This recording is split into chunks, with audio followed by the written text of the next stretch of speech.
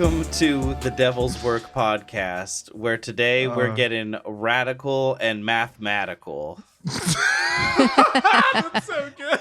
This is the podcast where we watch the horrible, traumatizing films of the world so that you don't necessarily have to. You could. We're not going to stop you. We're going to probably, say that you should. I'm going to try to stop you. Yeah. Okay, Evelyn's the voice of reason. I'm going to come to your house. You can not watch it, but I mean, it's fine. You're just weak. Yeah. So if you'd like to watch the movie, you definitely can. If you don't like to see the spooky stuff, but you still find it fascinating, hopefully this will be interesting for you. We got you, baby bird. But today we are visiting yet another old favorite of mine. Yeah. From that nebulous era between the late 90s and the late 2000s. It's almost like I was growing up at that time. Impressionable. Right? The 1997 film, which on Wiki it's described as Kafka-esque, and I love that. That's hilarious. Yeah. Okay. Okay. Written and directed by Vincenzo Natali. Cube. Oh, okay. And this is American? Yeah. Nope. So Canadian. Okay. Canada strikes again. Yeah, Canada strikes again. I was gonna say it. I'll just point it out right now. Definitely on par with slashers level acting for sure. But Vincenzo is American. That's why I was confused. Okay. Thank you for distinguishing that. That's interesting. It's a well-known fact that 1997 is the very best year for films. Also, not a bad year for video games. Xenogears, Final Fantasy VII. I was eating as a 6-year-old. Eating? So good. So this guy would go on to direct Splice. Dude, I know. That's so strange. That's so fucking strange. That fucks me up. I was like, what the fuck? I haven't thought about that movie in years, dude. I haven't seen it. Oh, you have? Oh, we're doing Splice. We're doing Splice on the show at some point. We're absolutely doing that. I'm surprised it's not one of your favorites, Evelyn, because it's very horny. Is it? It's so true. Yeah.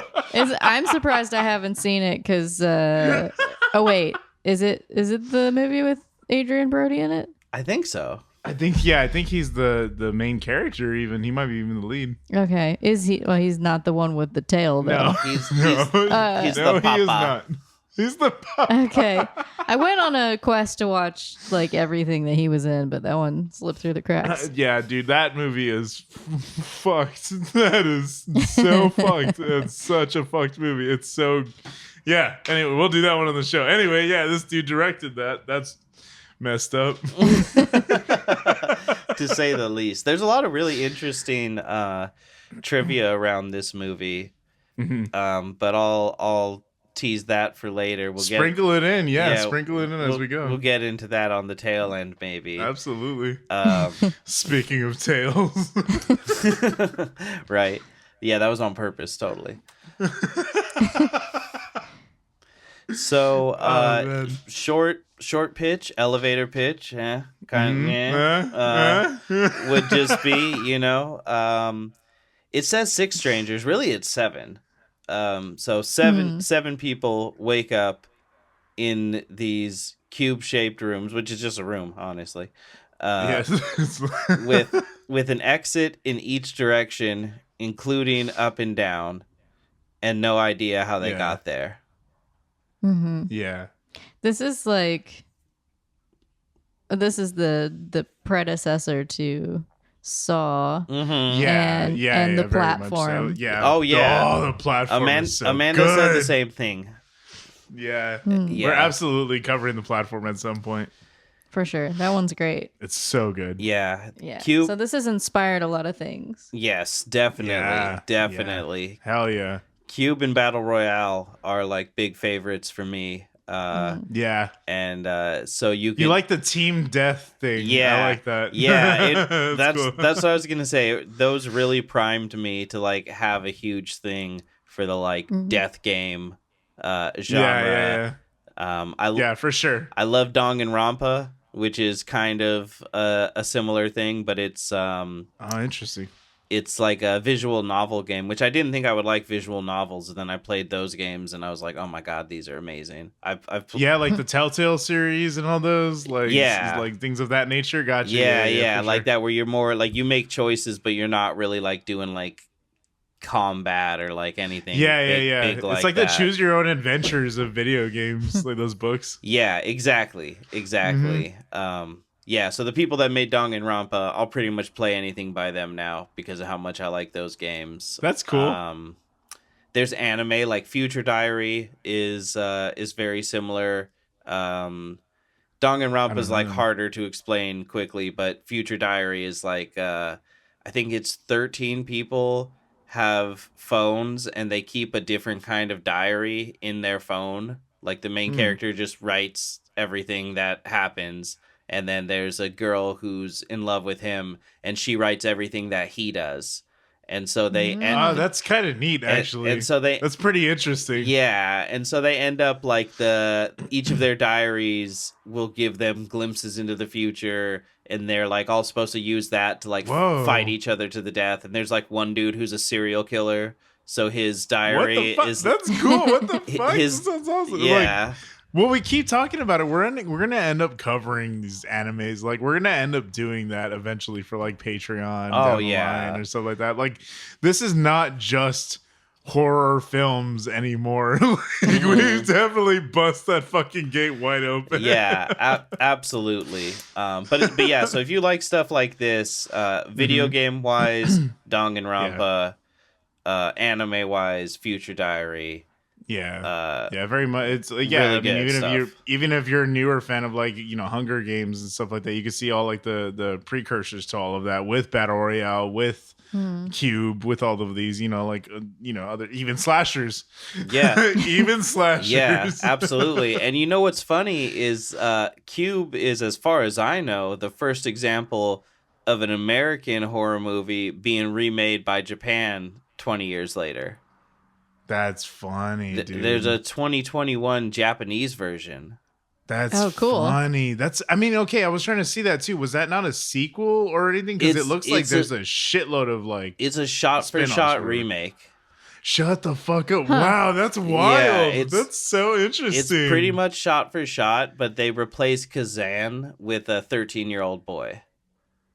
Okay. That's so, whatever. Which I think is a good choice. That works better. Yeah. That works better. Yeah. I was like, that whole trope didn't. Yeah. I have thoughts and opinions about it, but yeah. So let's get into the trigger warnings. There's some gore, of course. There's really well done, by the way. We're gonna have a lot to say about that. It's so good. They really tastefully strike the balance between practical and CGI. Yeah, when they use either, it's done well.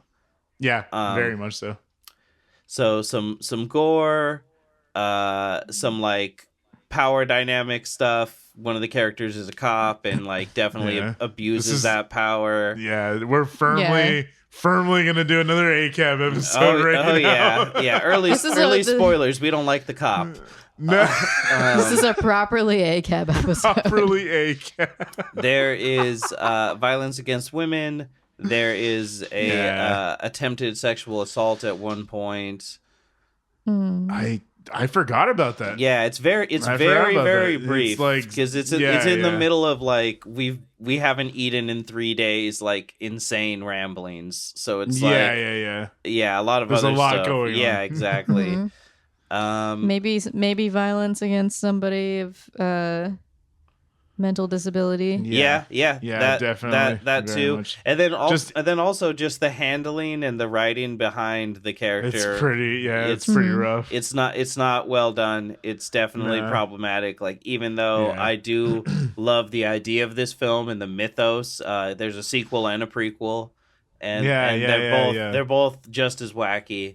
But yeah, that Really, I'm so curious about that. Go ahead. that never really sat well with me. The whole thing with Kazan, and there's ways to like explain it away where it's like, oh, they specifically chose these people, so it's not saying like all mentally disabled people fall into this trope, but they're still using the trope, so it's like that. It would just be me giving an excuse.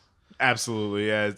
It's pretty gross, it's pretty gross, but I don't think that it detracted too much from the actual like fun of the movie that I was going on. It was just like, the age is showing on this movie. Yeah. Like that's just mostly what it was for me. Yeah, I just felt the need to kind of warn you two ahead of time. We definitely. I was like, good. There's one big, like, very distasteful thing about this movie that ends up being kind of central. So yeah, I was like, it's 1 or 3. Yeah, definitely. But yeah, I think overall, it was an enjoyable time. I think we would recommend going to watch this first before anything. We found it on YouTube.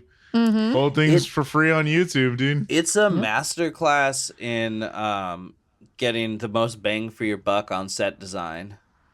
Yeah, bro, that's what we were talking about. Very impressive. Fucking geniuses, dude. That's awesome. Just what, 1.5 rooms? Maybe. Exactly. Of course, maybe Evelyn pegged that. It is exactly 1.5 rooms. That's how they did it. Awesome. Sideshow described it as the what's going on in the inside of the Hellraiser cube. Yeah, it feels like what's going on the inside of the puzzle box. That's what it looks like. That's a really cool way to think about it. That would actually be like a really cool like integration. If that then Evelyn was like, this movie is just taking place within Hellraiser. While they're having their slimy tryst in the attic, this is happening. Hellraiser is also weirdly fucking horny. Like, it's all fucking sexual. It's also literally that's what the Cenobites were modeled after. They're modeled after BDSM like outfits and stuff. So it's like, it's literally like that was. I just didn't expect the first movie to be this lady like cheating on her living husband with her dead husband. It was a lot to get your head around. To swallow, would you say? You know what? This is totally like a total tangent. But in Hellraiser, the part where she like goes between the walls and she's like walking through this like liminal like non-existent space, and then this giant like monster appears, and it's out like of nowhere. It's almost like a giant spider kind of. And it just like chases her, and she runs out, and then the wall closes itself, and then they just never like talk about. Never bring it up. No. It's just like, oh, that was fucking weird, right? Anyway, go over here. And it's really just sat with me. Like I can picture the whole thing right now. I don't know hilarious. Why. We'll do Hellraiser one day.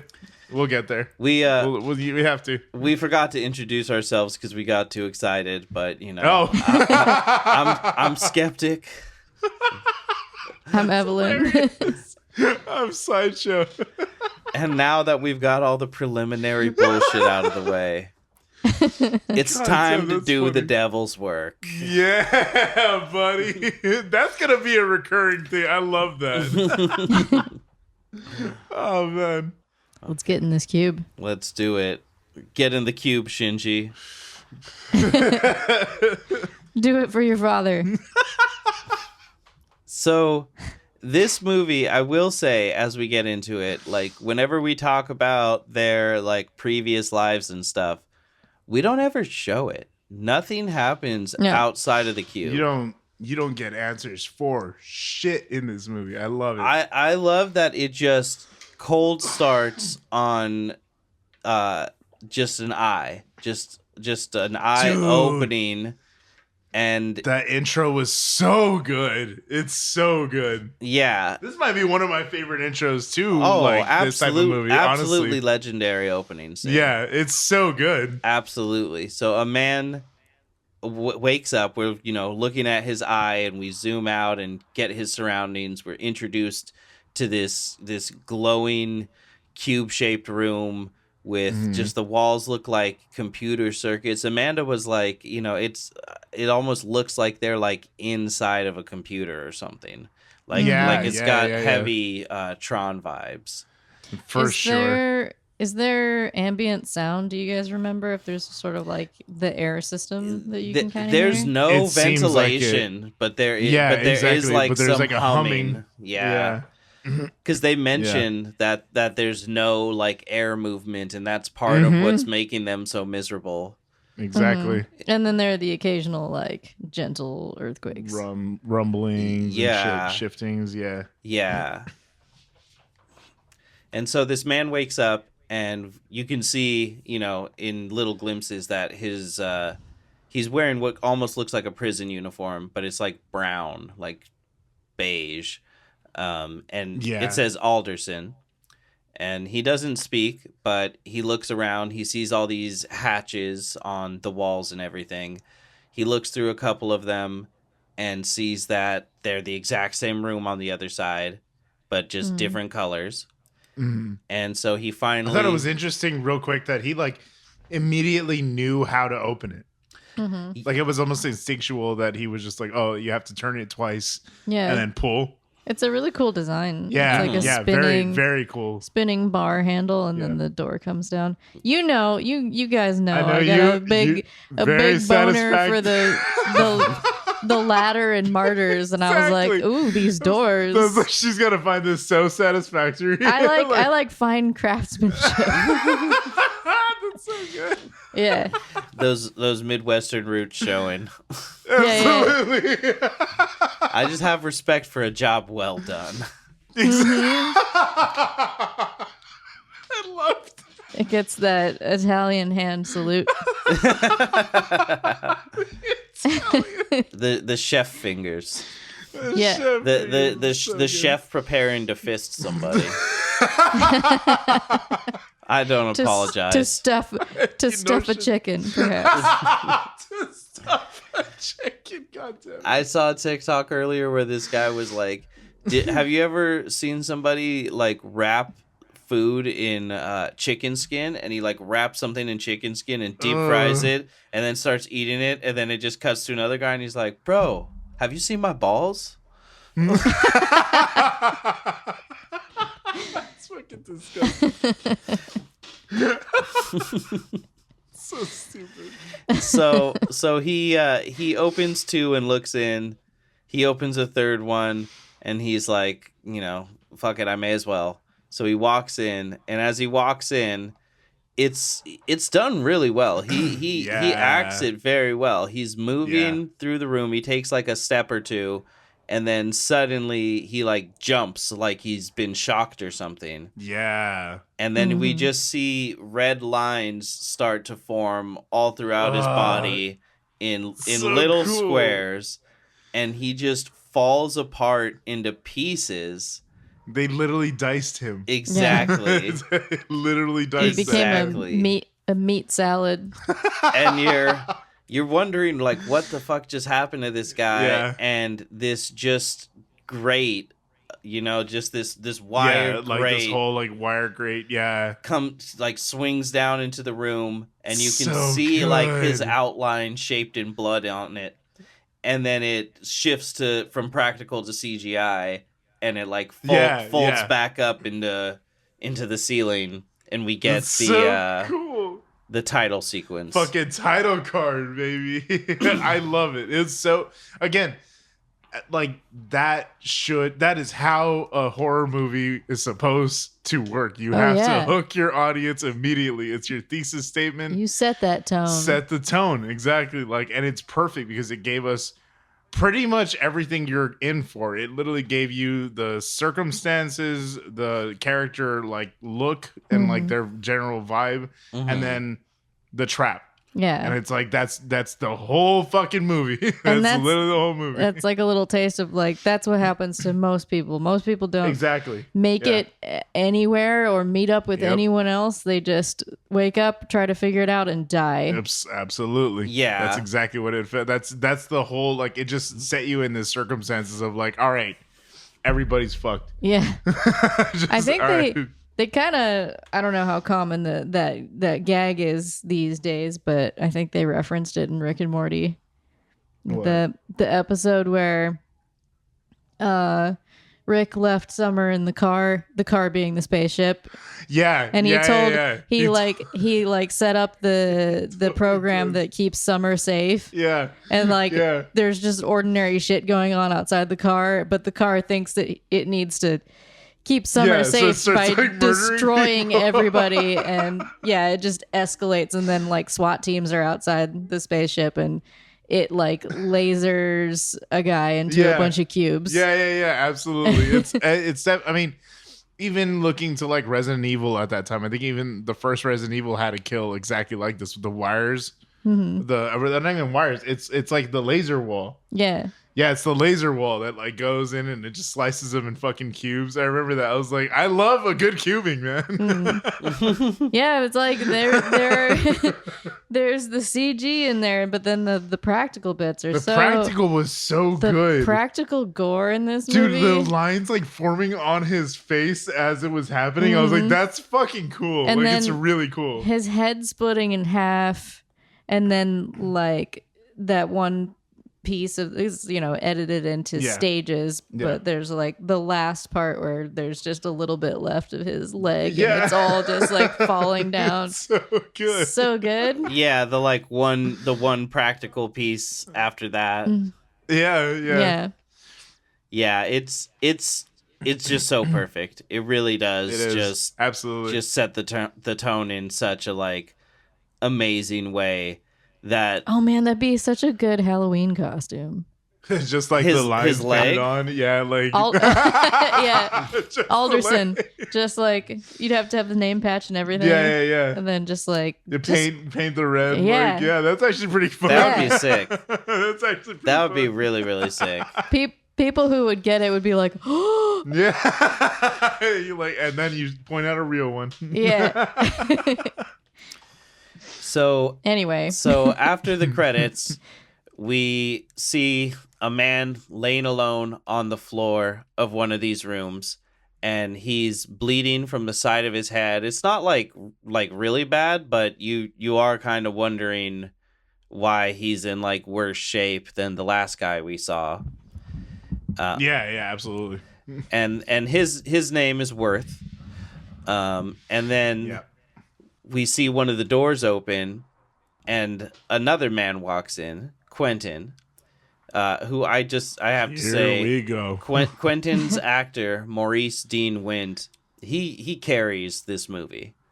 He's got those wild eyes. Yeah, absolutely. He knows how to play. Like I was saying, he knows how to play unhinged really well. Yeah, he chews a lot of scenery in this movie, but there's a few not necessarily subtle, but I don't think subtle is in his repertoire. Yeah, right. More skillful kind of acting. Yeah, turns. that's a good way. There's a part near the end where his face just drops, and it's really really well done. I think I know which one you're talking about. Mm-hmm. Yeah, I agree. Yeah. So he comes in, Quentin, and he's not in. Well, he is injured on his arm. And so now we're wondering, why are these two guys hurt? And he goes over to Worth, and they pretty quickly decide that they're not hostile to each other. And one of the other doors starts to open. So Quentin motions for Worth to stay quiet. And he goes underneath the door and waits. Jesus. And as the door opens, he reaches up and grabs whoever's coming in and throws them onto the ground. He fucking flings her. Yeah.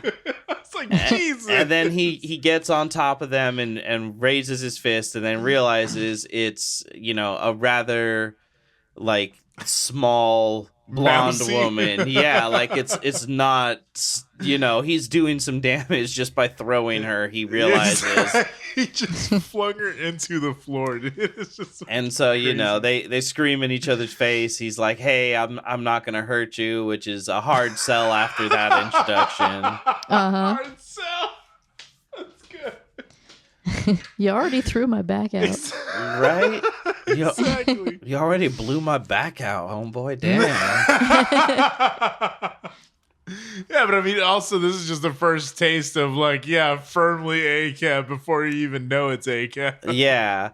I just want to say this room is like, it's pretty conducive to wrestling. Like, it's basically it looks like a fucking wrestling arena. It's a decent dojo, but the problem is that there's a handle in the middle of the floor, and fucking Worth is just always laying on top of the handle. Worth is fucking gacked out or he's some just shit. He always is spaced, bro. Laying across the handle with his spine, and he's just like, eh.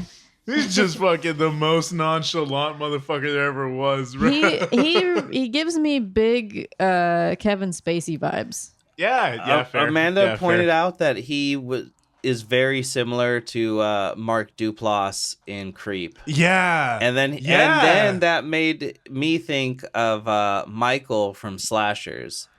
That switch, that like flip or whatever at the end. That dude in the office that you don't notice until he shows up with a gun. Like, it's fucked up. It is fucked up, but you know, he's sweaty. He's a bit sweaty. Very sweaty. It's fucking crazy. But yeah, like I don't know how far into like 20 minutes he doesn't say a goddamn thing. No, he's just fucking. He's just like spaced, bro. Like I was like, I want 2 of whatever he's on. He just can't be bothered. It makes more sense later, but when Holloway, who was the one that was thrown down, when she kind of gets her, calms herself down as they're kind of realizing that they're not each other's enemy.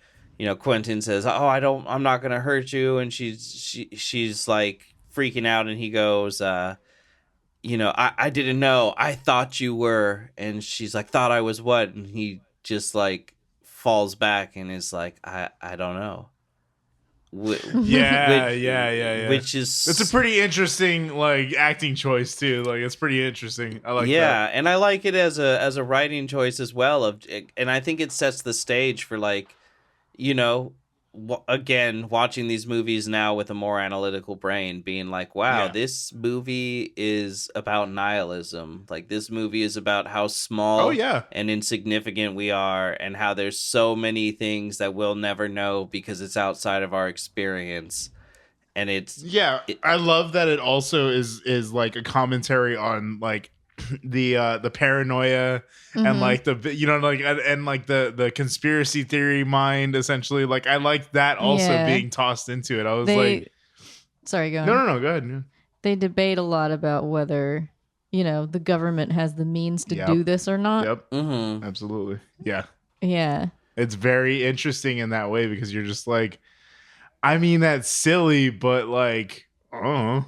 Yeah, like, I mean, Holloway's first theory is aliens. Yeah. Which is interesting because I thought she went to government right away, but no, you're right. Like she went there later. She went to aliens right away. You're totally right. And then Quentin was like, no. Yeah, it's some sick perverts like fantasy not. or something. Yeah, there's a lot of like multiple times throughout the movie, different characters will be like, hey, don't wonder, be here, be present, one foot in front of the other.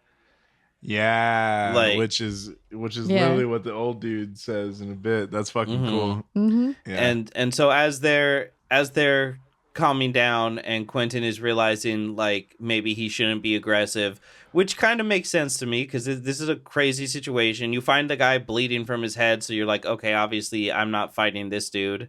He's not a threat to me.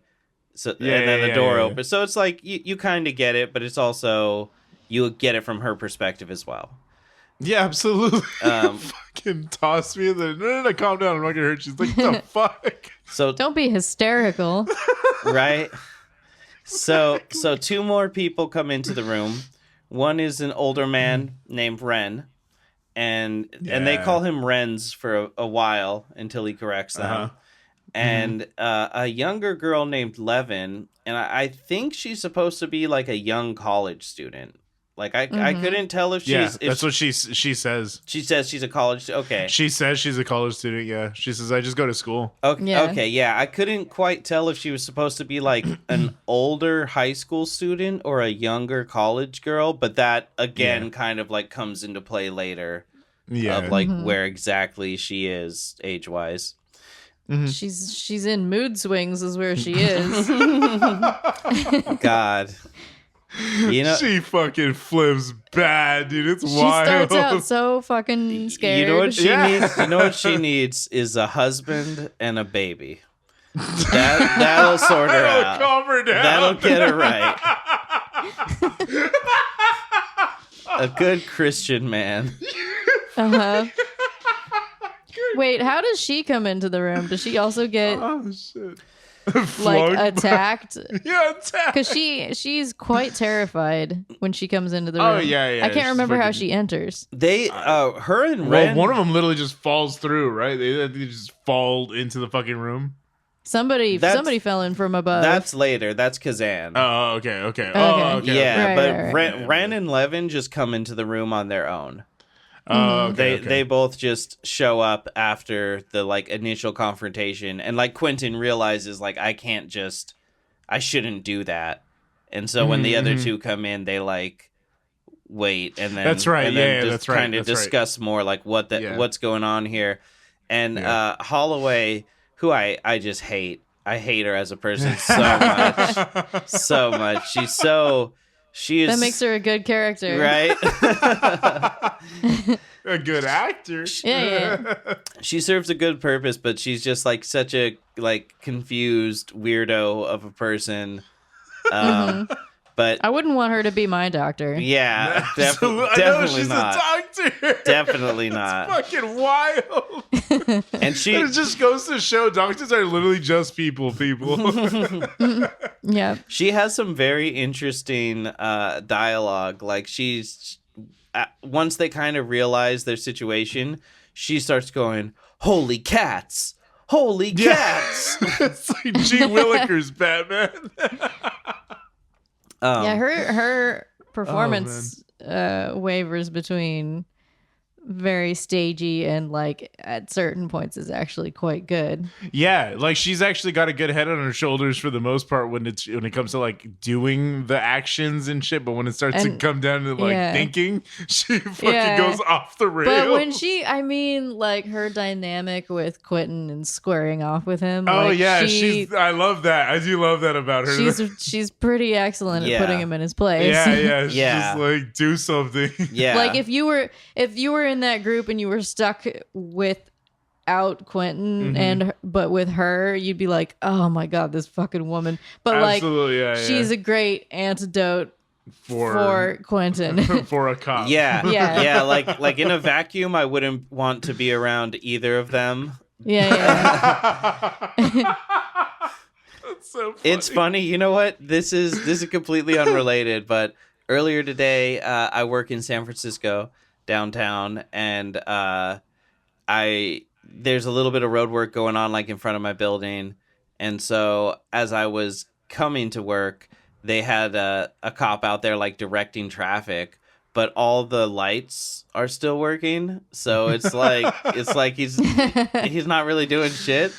And then as I was leaving work with one of my coworkers, same situation, and the light is about to turn red, and the cop walks out and like motions for traffic to stop, and so I stepped out, and then he turned around and like yelled at me and told me to get back, so I stepped back, and he like let a bus through, but then like the light turned red, so everyone had just stopped anyway. and when the bus was gone, he walked back past me and just looked at me and like shook his head like so like meaningfully, and I was like I know this is the most important day of your career, and and as we were walking away, I said to my coworker, I was like, I don't think I'm better than that guy because I'm like wearing a suit and working in this building. I think I'm better than him because I'm not a fucking cop. Amen, brother. But yeah, just big like fucking. Oh, this is my man. big report at school energy. Well, he let that bus through. Exactly. Yeah, that's it. The bus got to go. I guess that was a big fucking. Law and order has been protected today. The way he shook his head at me, that had fucking killed me. I was, that's so I was funny, like, whatever, man. It's not. I'm not gonna let it bother me, but also, this shit is hilarious. Oh man. So okay, back to the story. That's what we're doing here. So Get back in the cube. So everyone starts talking, trying to figure out where they are. Holloway brings up aliens. We see that, she's a doctor. She reveals, she goes to look at Worth's head. And I feel like he actually acts pretty well at the beginning, like having head trauma, because they like he hasn't spoken yet. And then they're like, what's up with him? And he just goes, I hit my head. And does he? I missed that. I did miss that. So okay, that explains why he looked all spaced it's like very labored, but like very believably so. Like he just says it very flat. Yeah, and he has just like one little kind of like slick patch of blood on the side of his head. And so I missed that. So Holloway takes a look at him, and then she takes a look at Quentin's shoulder, and he explains that he was in one of these rooms and a trap went off and it almost killed him, but he like barely dodged it. That's right. Okay, I do remember that now. And so now they have the knowledge that we have, which is that some of these rooms are trapped and can be fatal.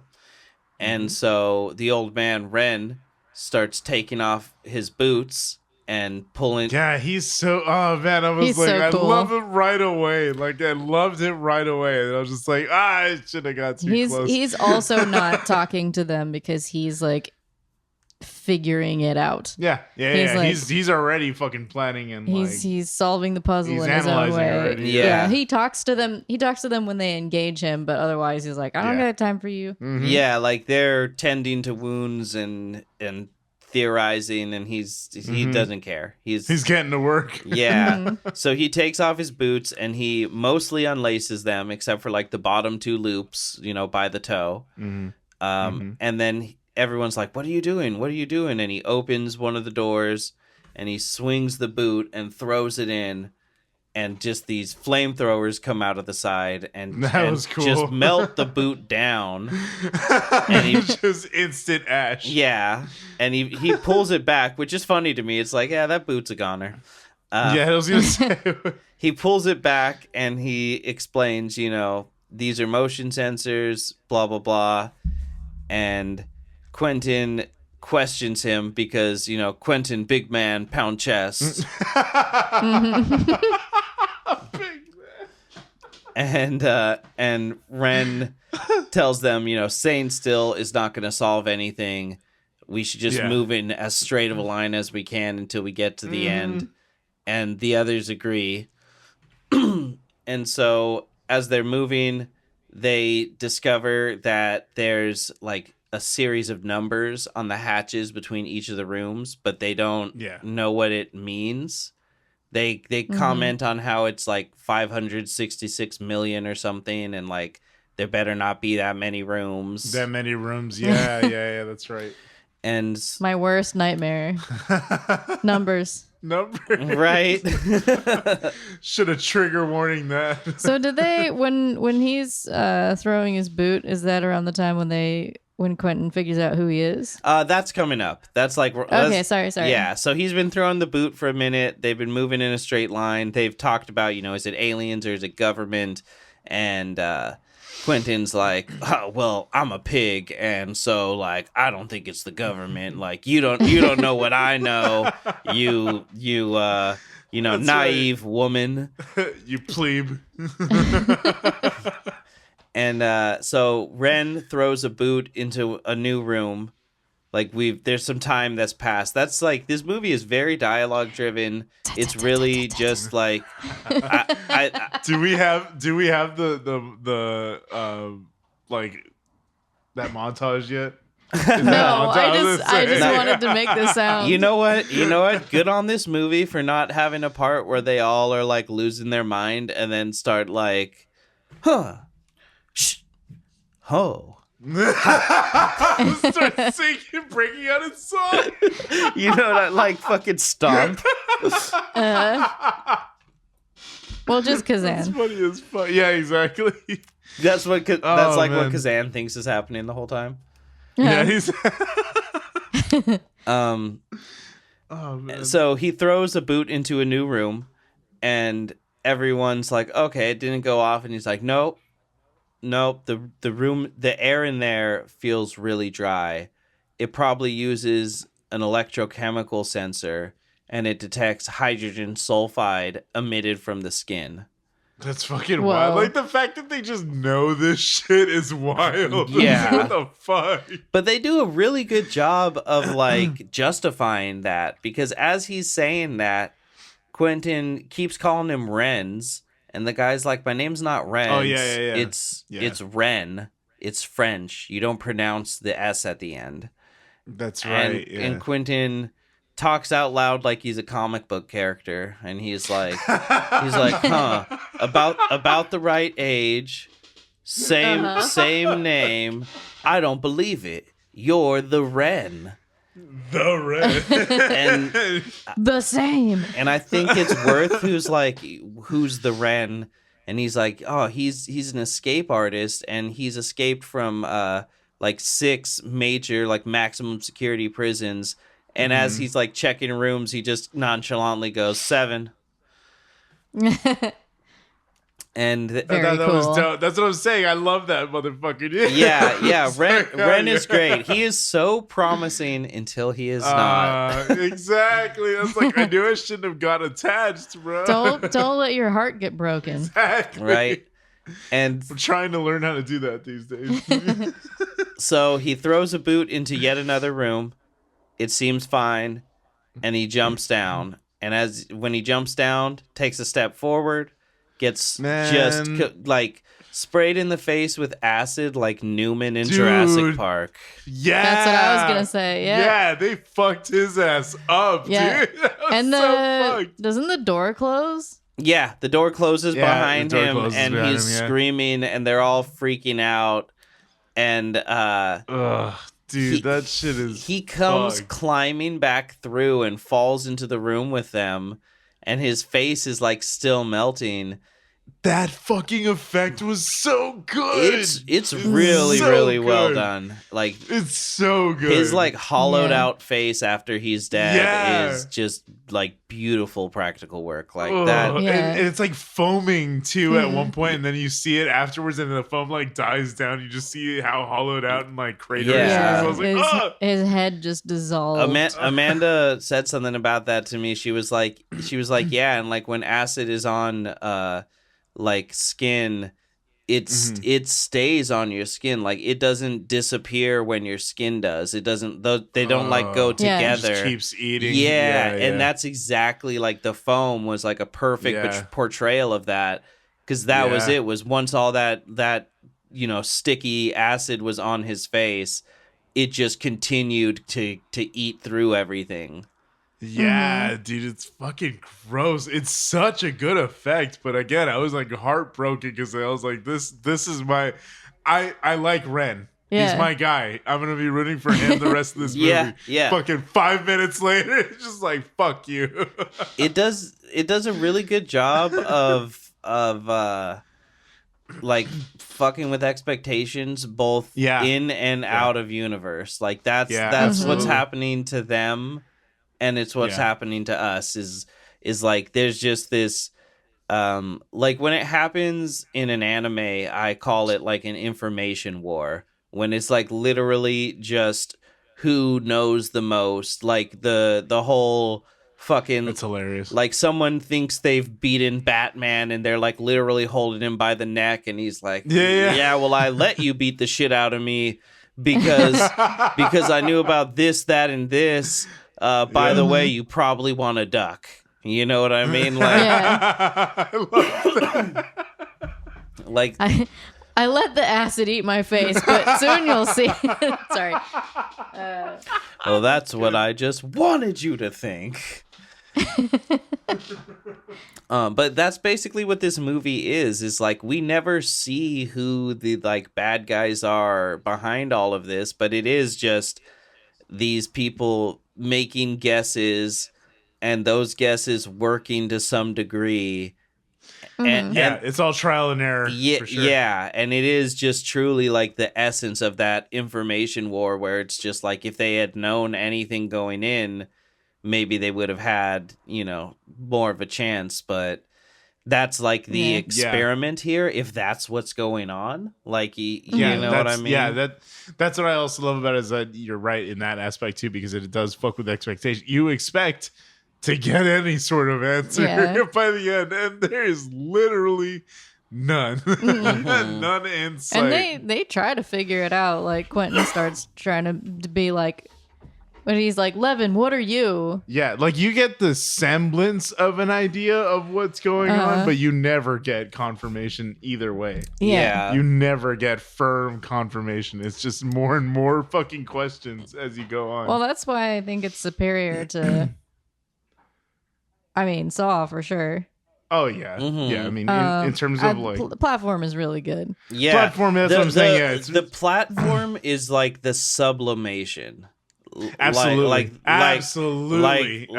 Like the cube is Chuck Berry, and the platform is Jimi Hendrix. You know what I mean?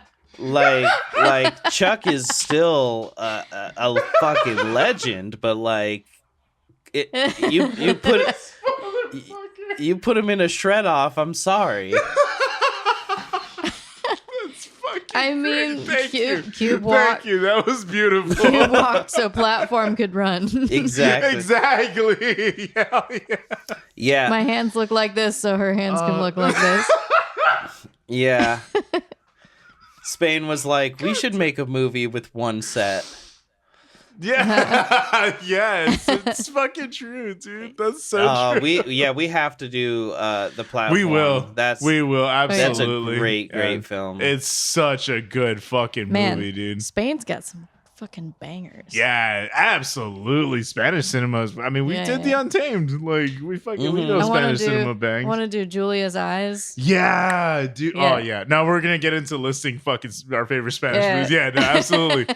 Again, this is a home for all streams of color. All fucking horror. The horror blanket is a very wide one. The horror quilt. The horror quilt. The horror quilt. So Quentin asks everyone about their occupations. He's like, okay, Holloway's the doctor. I'm a cop. Ren was an escape artist. We all, serve a function.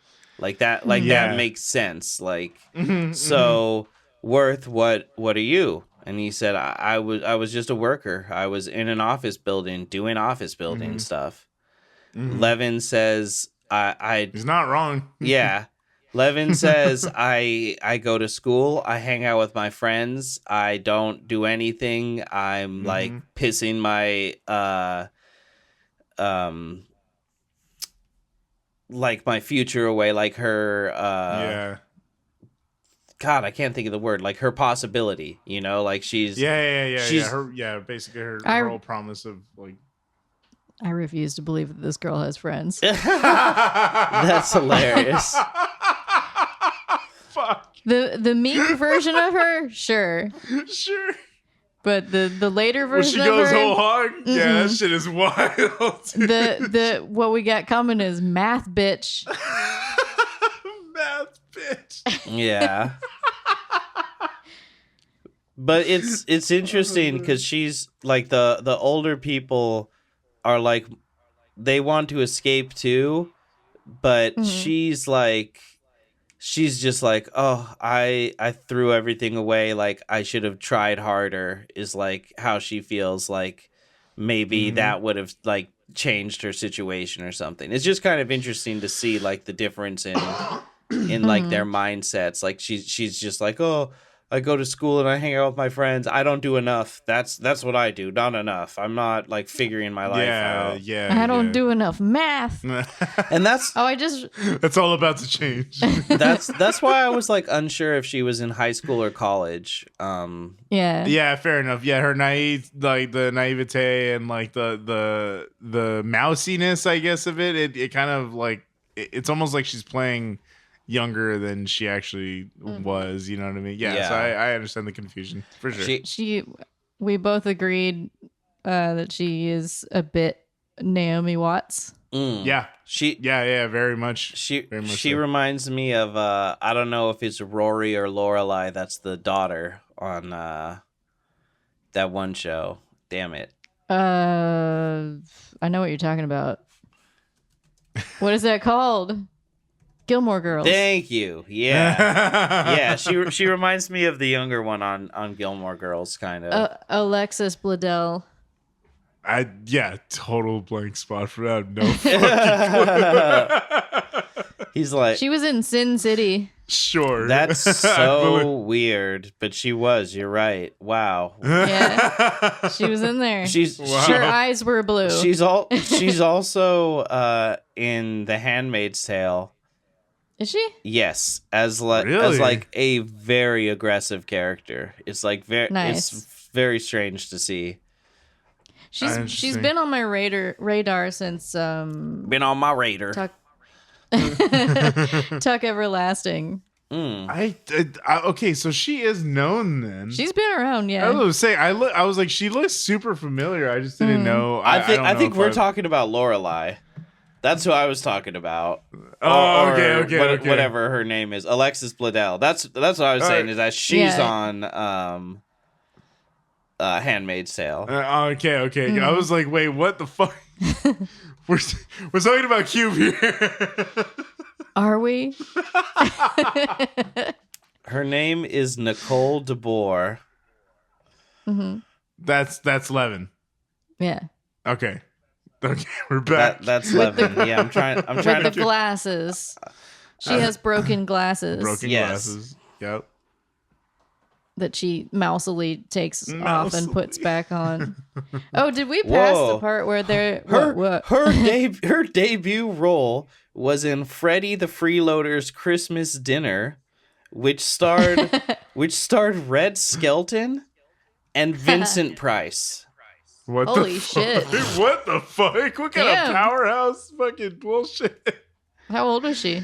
That's wild, dude. She was definitely young. Let me see, 1981. Well, yeah. She was 11.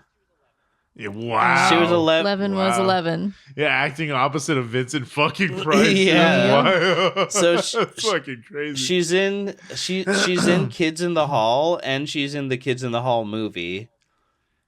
Nice. That's so funny. Wait, it's Canadian, right? Yeah. I was gonna say yeah. She's on Star Trek, Deep Space Nine. She's in Stargate Atlantis. Wow. She's in a movie called Family of Cops 3 Under Suspicion. It's the prequel to this one. Yeah, wow. And she's currently on a show called Private Eyes. Nice. So she is a known She's quantity. Still working. Yeah. That's cool. She hasn't become a duchess. I liked like AJ Langer. Yeah. You know what I liked her immediately. I was like, oh, she's really pretty. Mm-hmm. You know what I thought was a strange thing here was just the names Levin and Worth. Mm-hmm. Like Leavenworth, like Leavenworth Prison. Yeah. Yeah, exactly. I've that's good. That's that has to be a thing. That has to be like where they got it from. There's no fucking way. Yeah, I felt like that one was and then San Quentin is a prison. San Quentin, exactly. They're all like named after. They're all named sort of. I think directly Holloway after is a prison in the UK. Mm-hmm. Cool. I wonder if Rennes is one in it's in gotta France. Be. Centre Pénitentiaire de Rennes. That's awesome. It's a women's prison. Wow. That's fucking Federal, crazy, dude. Like, that's... Federal prison camp Alderson in West Virginia, which is also for female inmates. That's so funny. Do we have a Kazan? Kazan is a mental hospital. There's a interesting. Nice. Clever. I'm gonna give him that. That's fucking clever. Like that. I love that. That's some like Breaking Bad shit with all the names like having to do with certain things. But I mean, it's clever. I'm gonna give him that. That's really, really smart. That's unique to put into a script. Yeah, every single one that we Googled, I was getting like more impressed. I was like, wait, San Quentin. Okay, that's an easy one. That's an easy one. Damn. I gotta talk about this line before we go on. Please. Because they were trying to remember, like, do you remember how you got here? I just woke up here. And Holloway's like, pierogies. Oh, yeah. Yeah. That's right. I was like, what the fuck? They're like, what? She's like, I was making dinner, pierogies. And she I think she described the ingredients. Yeah, she started just the whole message. You make 2 cups of pasta. Yeah. So I guess, I don't know. Someone put something in her pierogies. It's like, what the fuck? Yeah. Something. Because they all start going like, what's the, what's the last thing you remember? And a couple of them are like, Quentin's like, I was shaving. And that's what he says later. He's like, 8 or 9 hours have passed. Or I guess he says it in this scene, and he's like, I know because I'm starting to get 5 o'clock shadow, and the last thing I remember is shaving. Interesting. That's pretty fucking clever. Again, like I guess there was more dialogue in here that I'm not giving enough credence. That's so the pretty thing. Fucking interesting. Yeah, I remember it being, I thought it wasn't so good because some of the acting is kind of stiff. Yeah. But the writing's great. The script is fucking solid for this movie. Yeah, for sure. Mm-hmm. Yeah, that's the crazy thing too. When you give this to someone and it's like thinking about it in writing form, like they're in another room. It's just a different color, but it's the same room. You know what I mean?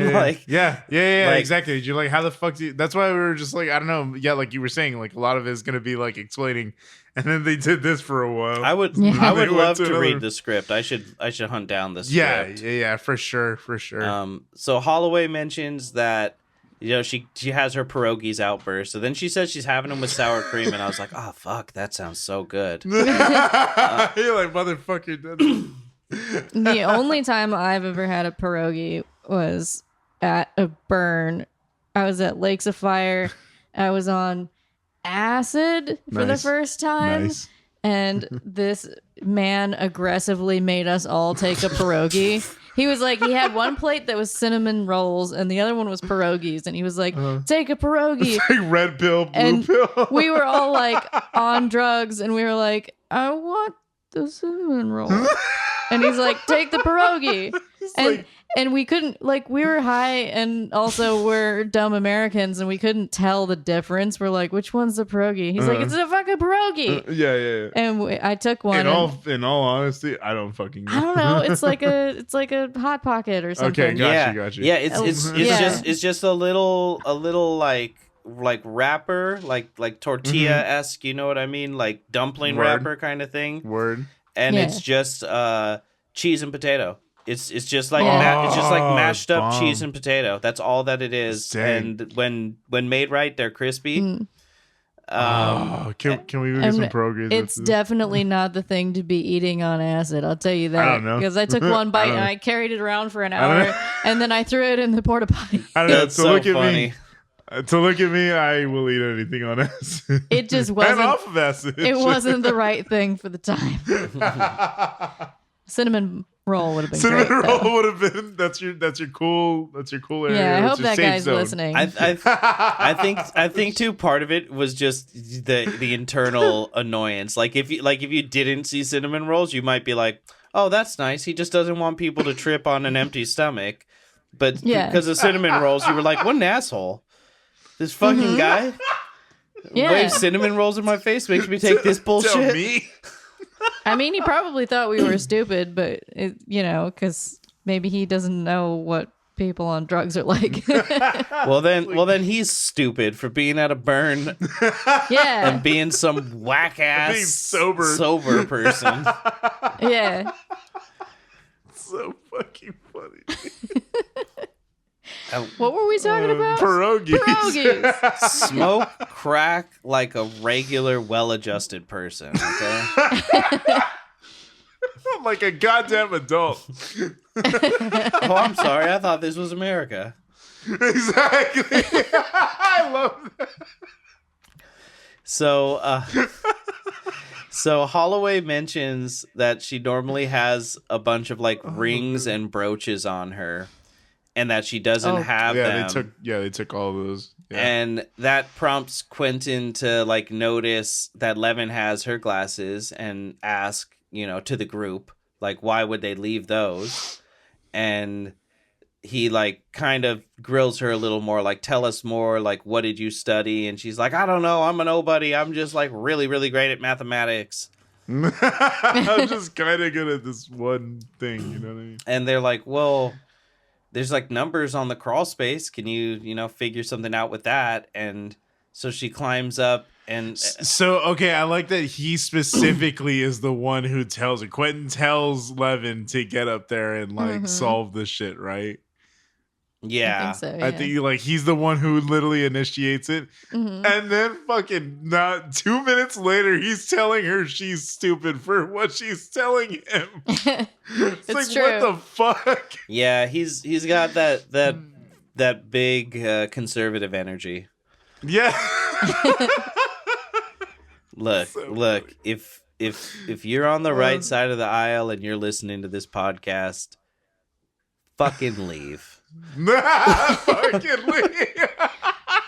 Horror is not for you. Yeah. Exactly. It's about you. I don't know. It's about you. That's good. I love alienating bad people. Yeah, exactly. Justifiable alienation. So we'll know why our rating goes down. Listener ratings if I don't fucking want it. Right. So she looks at the crawl space of the room that Ren had gone into. She compares it to some of the other numbers. She works on it for a while. They're like stuck in the room for a little bit while she's trying to figure out what to do with any of this. And Worth is kind of helping a little bit. Like, not as involved in the mathematics, but as like someone to bounce things off of, it more seems like.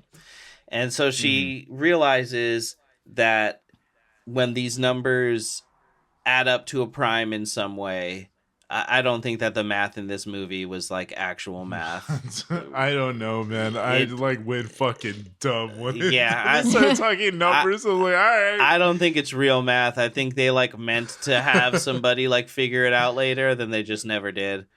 It works for me. They like talk them in circles, fucking get them dizzy. They talk about a few concepts, and those concepts are real. But then, yeah, for sure. Yeah, but so and like I was talking about this recently too. I was like, I was pretty good at math throughout my like high school years, and like even in my college years, I was like pretty good at math. I fucking hated it, but like I was able to like pick up on shit. So like the terms that they were throwing out, I was like, oh yeah, these are like I know what they mean. I can understand how anybody else watched this fucking movie would be like, what the fuck? Yeah. Yeah. Yeah, it's absolutely like, I was like, okay, so they are using real, terms and shit. Yeah, they're counting on it to go over your head. Accurate it all is. Yeah, exactly. Yeah.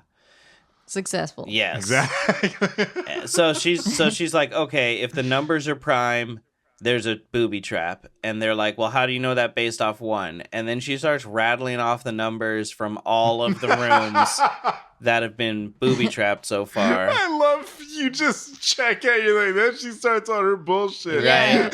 Yeah, and then she's like, hello. And from there on, she's insufferable. Yeah, exactly. This is where the flip happens. And then she's just like, fucking idiots. She just got high on math. Smoking math. Math. Methamphetamines. Not even once. Not even once. God damn it. So it's funny because they're like literally trapped inside of a facility, and she says, "I have a facility for numbers," and it's just like, yeah. All right, virgin. Which might be age appropriate. I really cannot tell how young she's supposed to be. Am I? Exactly. You know, so. I think she's supposed to be 20. Oh my god! I could see that, but I could also see her being like 17. You know, like she's in that kind of nebulous, like the advanced college years. Yeah. Mm-hmm. All I know is that, you know, as a man of advanced age, I would cross the street if I saw her. Across the street.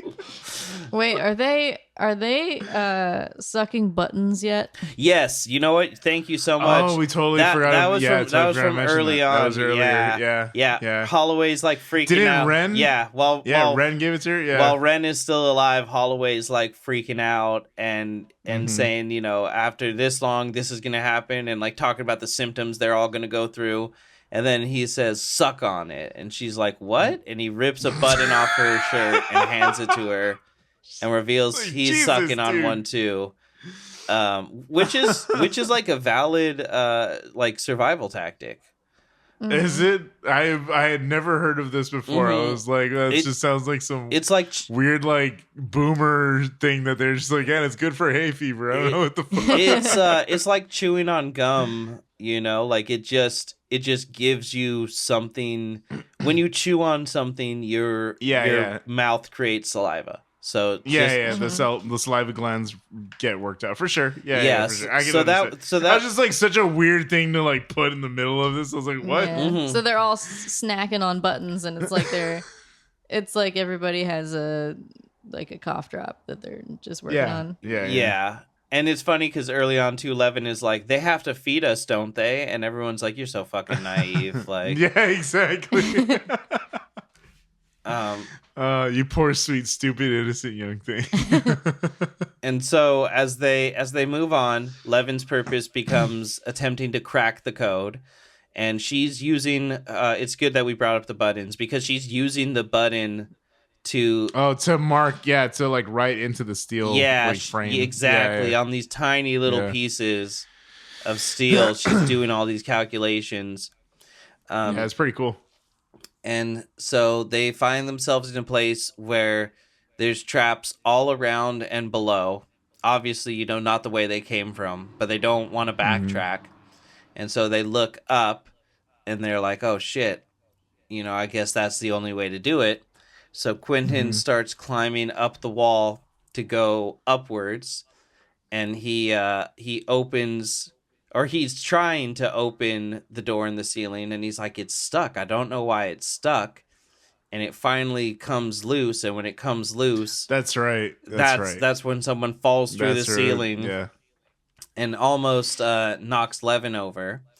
And it's another man named Kazan, and he just is really, really going full Simple Jack with his portrayal. Yeah, like he's like he's like hitting the side of his head. He has this like finger twitch. Yeah, finger twitch. Which like it looks real. It looks like it's a real tick, but it's also just like, you know, they're playing this up, and it's just like exhausting. Yeah, it's just really Yeah, it's hard to be like jokey with this one. It's just like we just have to be frank when there's like a distasteful element. And as we said, it's pretty bad. As we said earlier, the Japanese remake replacing him with a 13-year-old boy, brilliant. That's perfect. It's definitely more tasteful. Now you have someone for Holloway to mother, which she does. Everyone kind of sees him as a burden, and Holloway's like, well, I'll help him. You know, I'm a doctor. Absolutely.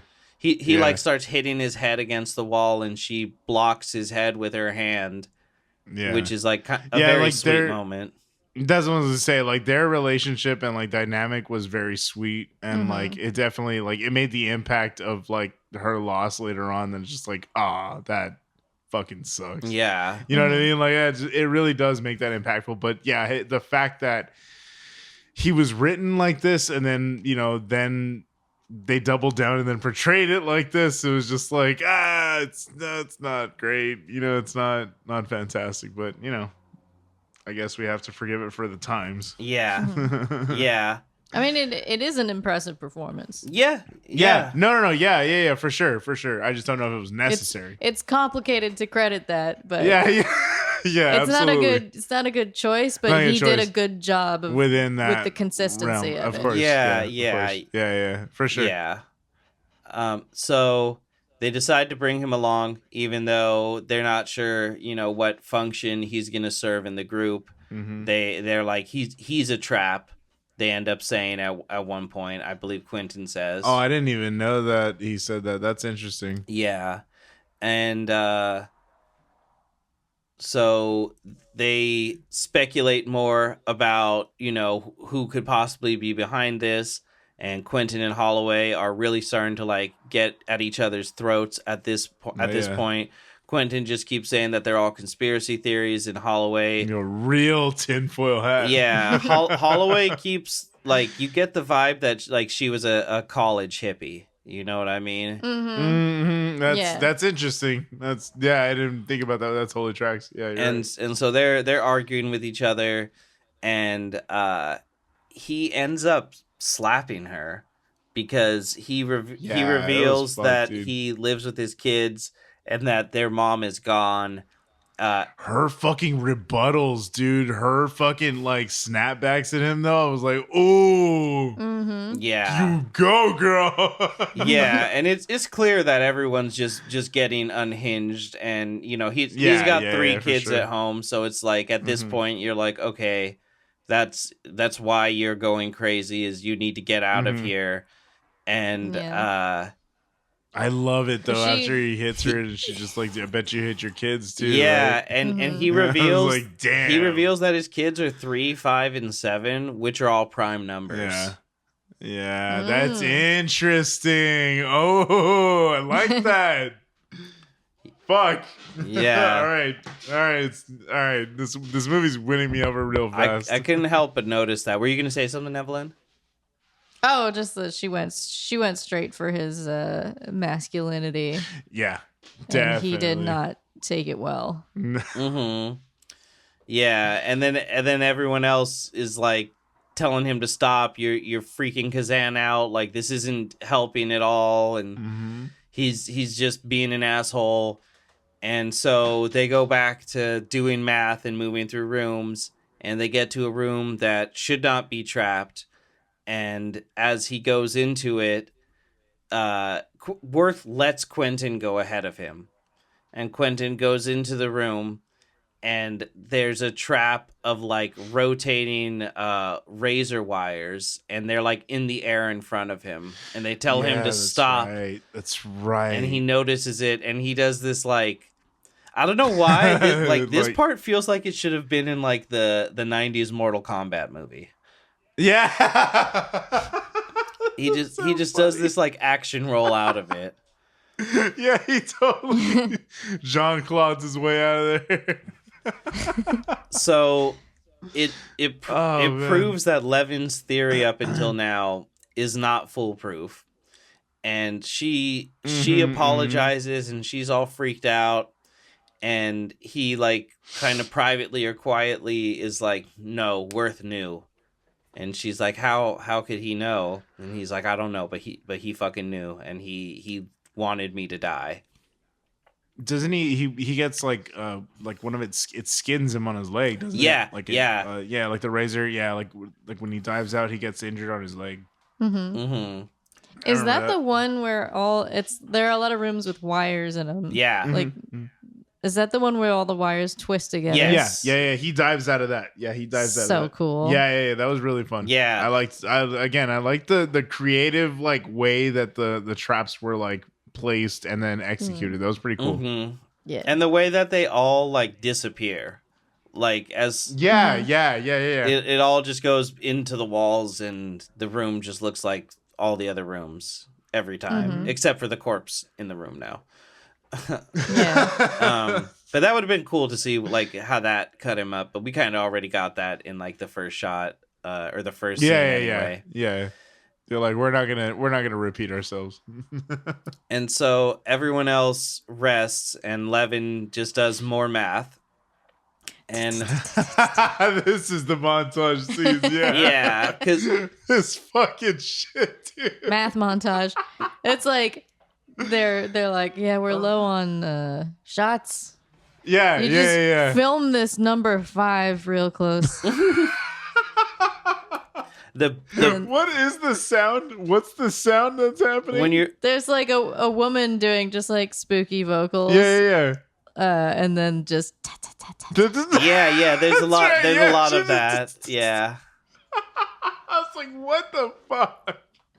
It's very entertaining. Oh, so funny, dude. Yeah, that was great. Well, what movie is it where they have that sound effect? That's famous for that. Friday the audition. 13th. Oh yeah, Friday the 13th. Yeah, the ha ha ha. Yeah. I don't know. I was gonna say audition. I thought it was like that sounded like what it was from audition. The tiki tiki tiki. I like that during this part while they're like talking about it, about the cube and like its purpose, where they're all like injured, or when he's injured and they're all resting, like they're all talking about, what could possibly be the purpose of this thing. And Worth finally admits that he helped to build the cube. It's so interesting. And that he designed its outer shell. And he says, Oh, I remember. He was like, they were arguing about how they're going to get out. And he bursts out, there is no way out. Yeah, and yeah, like, that's right. Yeah, he says, how do you know that's that? That's right, yeah. Holloway goes in and she's like, how the fuck do you know that? Like, yeah, and then he's like, I was involved. So, don't be mad. Yeah, and so... And I think too it's also because she's come to a dead end with the math, so he realizes he can do something to help. And I like there's some really good lines in this movie. A little bit before this, when they're butting heads, Quentin says to him, "Not all of us have the luxury to play nihilist."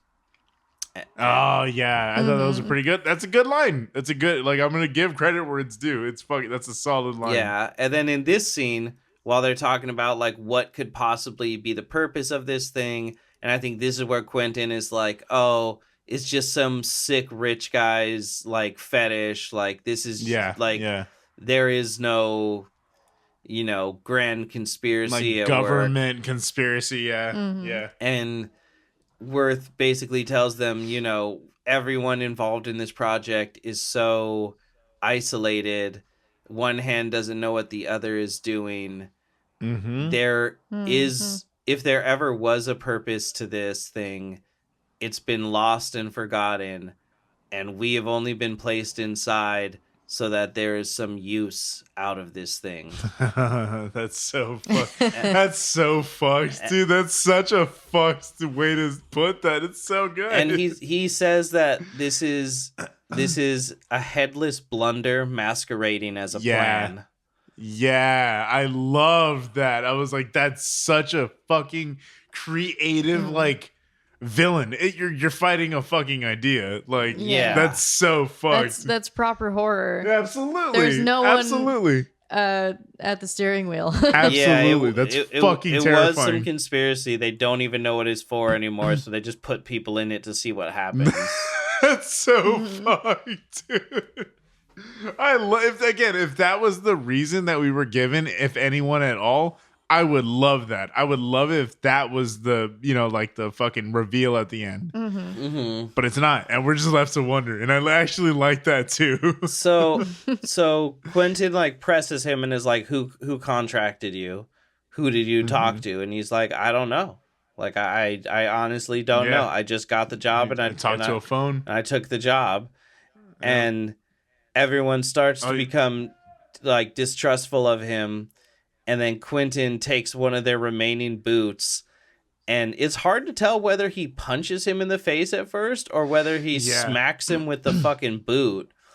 I think he smacks him with the boot. Yeah, and then when he's on the ground, he just beats the fuck out of him with the boot. He goes right into his job instincts, man. Yeah, and he's like, Worth is like, he remembers his training. Worth is like bleeding out of his fucking ears, like. Yeah, dude, it's rough. Yeah, he's fucking, again, that's basically near manslaughter. Yeah, and so after being beaten, he tells them the dimensions of the outer cube and that there's some space between the outside and the inside. And he gives her the dimensions, and she walks off the room and does the math. And she goes, okay, it's 434 feet on each side. That's 26 rooms. That's 17,576 rooms.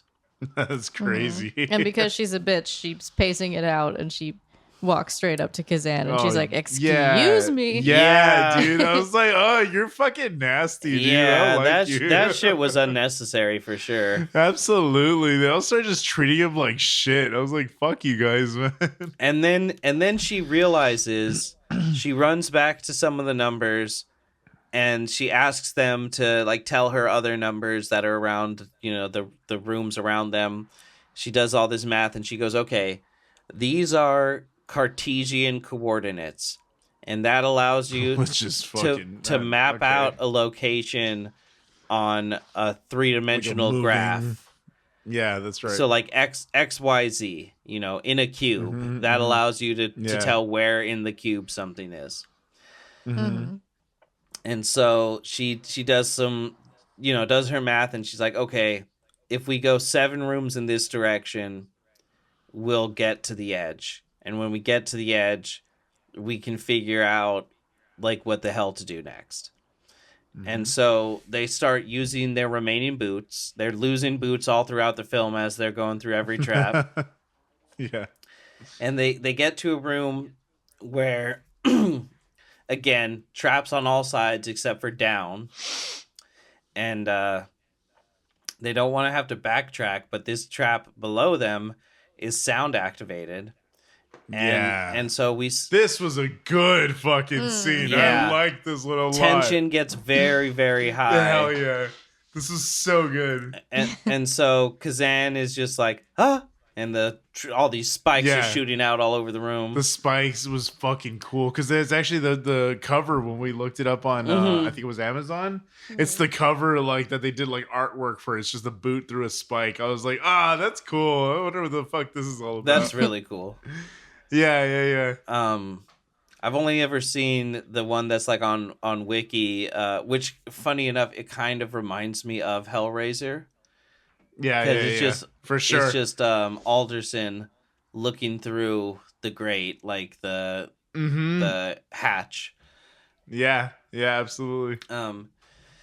And so we see Kazan like making noise and like kind of being entertained by it, and they're all like, "Yeah, this is fucking insane. We're gonna leave Kazan here."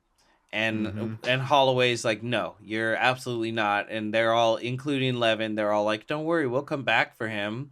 And Holloway's like, that's a fucking lie. And you could see the guilt on Mean Girl Levin's face. Mean Girl? Like she gets called out, Yeah, absolutely. Yeah. And so Kazan covers his mouth, and they do this really interesting technique where like Worth goes first, and Quentin is like facing the hole, and Worth like climbs between his legs, and at this point they're making him like go, like they're forcing him though, right? Like they're just like, like you don't have a choice. You're fucking. Quentin says that, and then all the others like rebel back, and they're like, even though he might not be a good person, we can't do that. We're gonna keep taking turns. That's right. Okay. And I will say too, now that we know that like that he was part of all of this, that's why he was bleeding. Oh, interesting. They fucked him up before they threw him in the cube. Yeah, they threw him in there. Yeah. Oh, okay, that's fucking neat. Okay, that very much tracks. I like that read. And leading up to the sound activated trap too, when they go into the very next room after he beats him with the boot, he just throws him into the middle of the next room. Yeah, he doesn't even fucking onto the handle. Dude, it's so and then there's a part where they move downward and he just drops him through the fucking hatch. Yeah. And he like lands on the hatch. And I noticed near the end of the movie that Worth has like a blood spot on like his like back hip. Like I saw that too. So like that was from getting thrown downward and landing on the hatch. Yeah, of course. But I just thought it was so a nice attention to detail to bring. Absolutely, yeah. Like the continuity is fucking fantastic for sure. Oh yeah, yeah. Especially with his blood like getting wiped across his face throughout like the rest of the movie. It's really well done. For sure. And so Quentin is like above him, holding him by the shirt, and he like flips downward and like over into the room rather than like dropping down because they're trying not to make any noise. Isn't that room dark? Yeah, it's like dark blue. Yeah, dark blue. It's the only room that is that dark. Yeah, it looks a little like, for sure, like more dim than the other ones for sure. Yeah. I wonder if that was like an indicator that it's like sound activated almost. Yeah, I don't know. Somehow, you know what I mean? Like somehow that's supposed to be a clue. Yeah, like you'd think there might be more blatant clues that maybe they didn't figure out and they just went because they just keep operating on guesses and theories until it's proven wrong and then they like reassess, you know. Yeah, it's true. And so and both of the women help with Worth like flipping him over and helping him like get down there. He goes through, and then Holloway goes through, or not Holloway, Levin goes through, and Quentin does it on his own because she's lighter, obviously. And then Holloway goes through, and then he does Kazan, and Kazan goes the wrong way.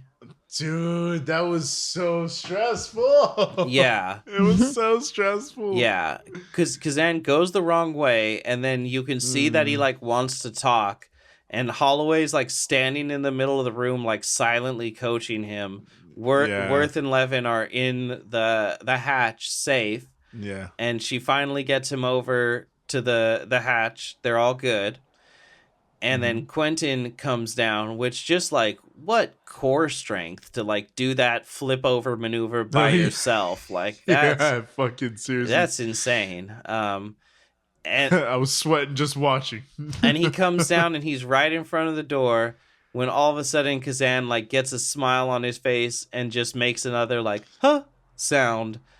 And Quentin like jumps into the tunnel and like pushes everyone into the next room.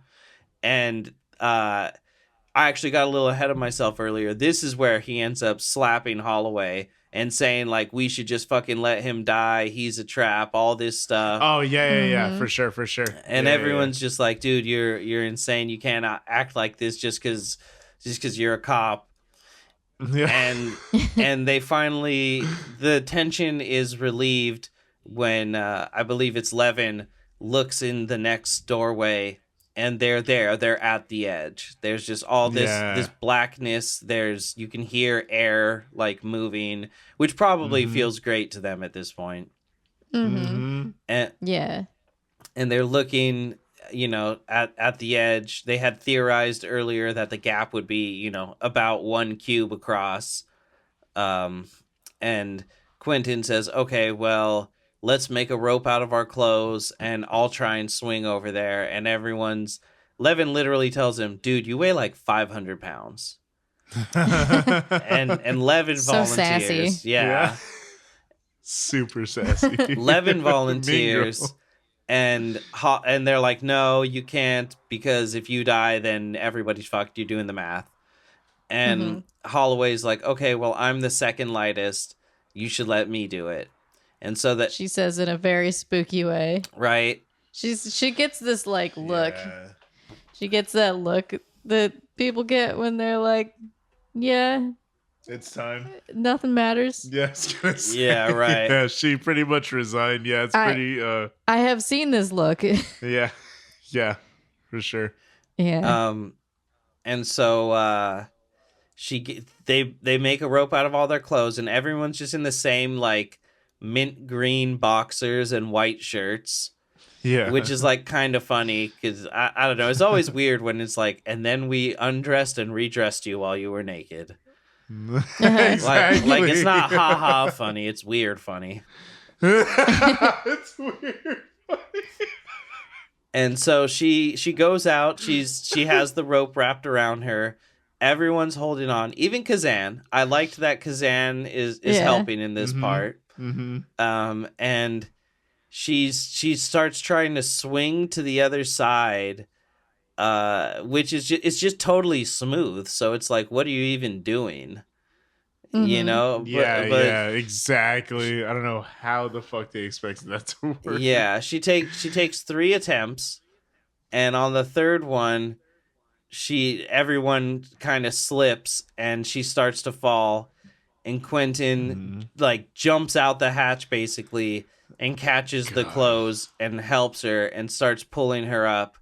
And as she gets really, really close to him and starts reaching for his hand, he's looking at her. This is the moment you were talking about. Yeah, absolutely. And absolutely. His face just completely drops. And I don't remember if he says anything. Oh no, he doesn't. He doesn't. Yeah, and she's not saying anything either because she's just like in pure disbelief. And she's just like mouthing the words. She's like, please, no, please, just don't, please, just pull me in. And everyone's like, what's happening? What's happening? And he just fucking drops her. Fucking smile, though, dude. Like, he smiles just a little bit. Like, he smirks before he lets her go. I was just like, damn. Yeah, his face just drops when he, like, realizes I can get rid of you. I can do this. Yep. Yeah, like, no one will even know. And he just completely lets go of her. And she just falls hundreds of feet. Yeah. It's fucked, dude. It's so fucked. And then he just walks in just like... And he... well, that sucked, didn't it?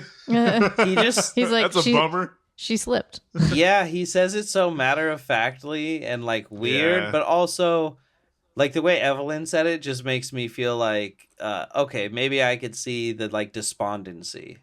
But also maybe Evelyn's just a better actor. I won't rule it out. and they're all definitely dubious. They're all like, yeah. Oh yeah. Did she? Like you guys were just arguing. Yeah, exactly. Now I'm no cop, but oh wait. So then they decide, okay, that was, scary, but maybe if we get to the bottom, then when we get out, we can like walk across and we can get out of here like that. And so that becomes the new objective. And they, tensions are high, and she's Levin is just like, I can't remember exactly what she says, but she's just not going along with him. So Quentin's getting mad. And then Worth is like, hey, maybe we should let her sleep. Like, we haven't slept in God knows how long.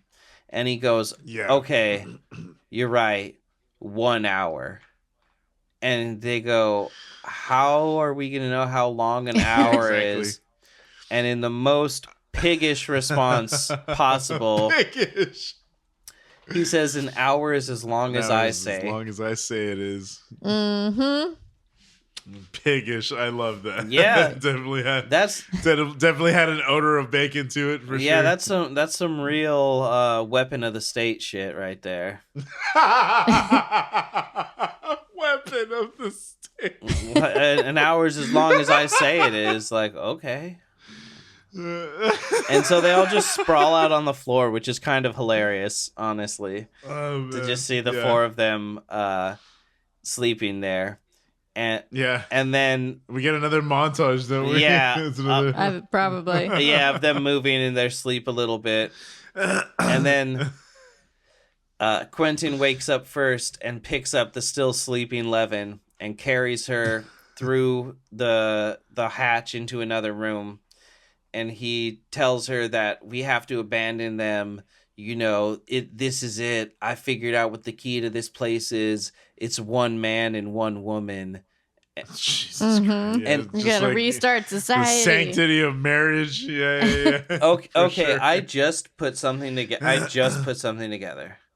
So when he slaps Holloway, the thing that ends up like being the final thing that like makes him do it is they're arguing. She brings up his family. She's like doing some low blows, and then she basically says, "Your wife left you because of your taste for young girls." And there was this joke earlier where Quentin said like he wants to get out and like have dinner, and Levin's like, "If we get out of here, I'll make you dinner." And then later in the movie, he says like, "Oh, well, maybe we'll be having that dinner sooner than expected." Oh. And then and he kind of gives her some looks throughout. And then and then when Holloway says your wife left you because you have a thing for young girls, and he slaps her, and then when he's with Holloway or with Levin here, away from everyone else, he says Holloway was a spy. They sent her after me. She knew too much about me, and she revealed stuff she shouldn't have, which means he almost definitely did either. You know, it's definitely a perverse act because like power balance, and he's a much older man. He's like in his late 30s. But yeah, he assaulted somebody, but like that's definitely what broke up his marriage was a younger woman.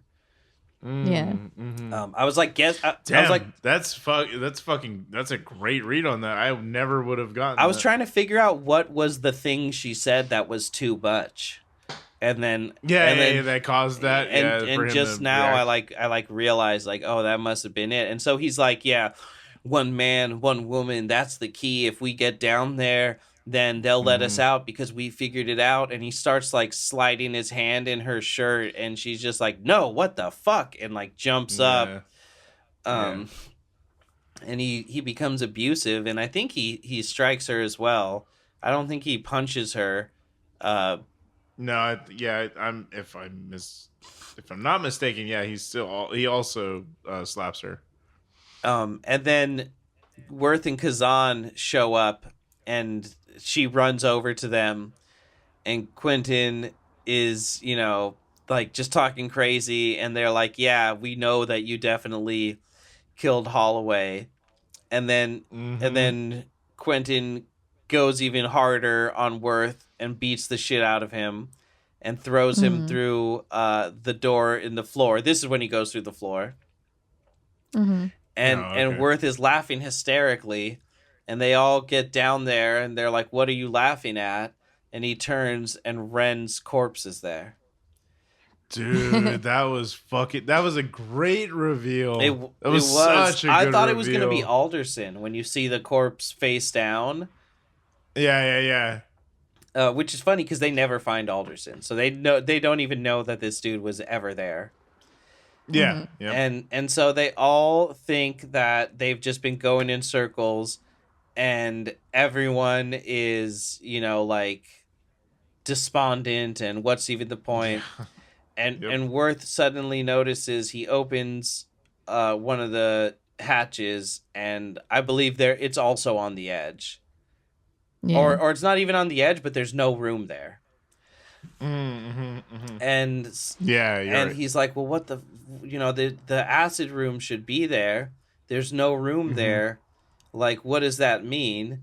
And then they realize that all the shaking and like thunder sounds have been the cubes shifting. Yeah. And so Levin realizes that rooms which have traps are marked with numbers that are not simply prime numbers, but larger sets of prime powers.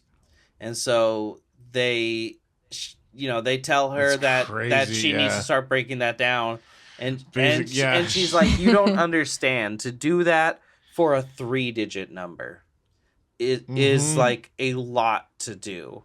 To do that, just gets in a math rage. It's astronomical, and without a calculator. And this is the part where, like, Kazan just starts repeating in the other side of the room, like astronomical.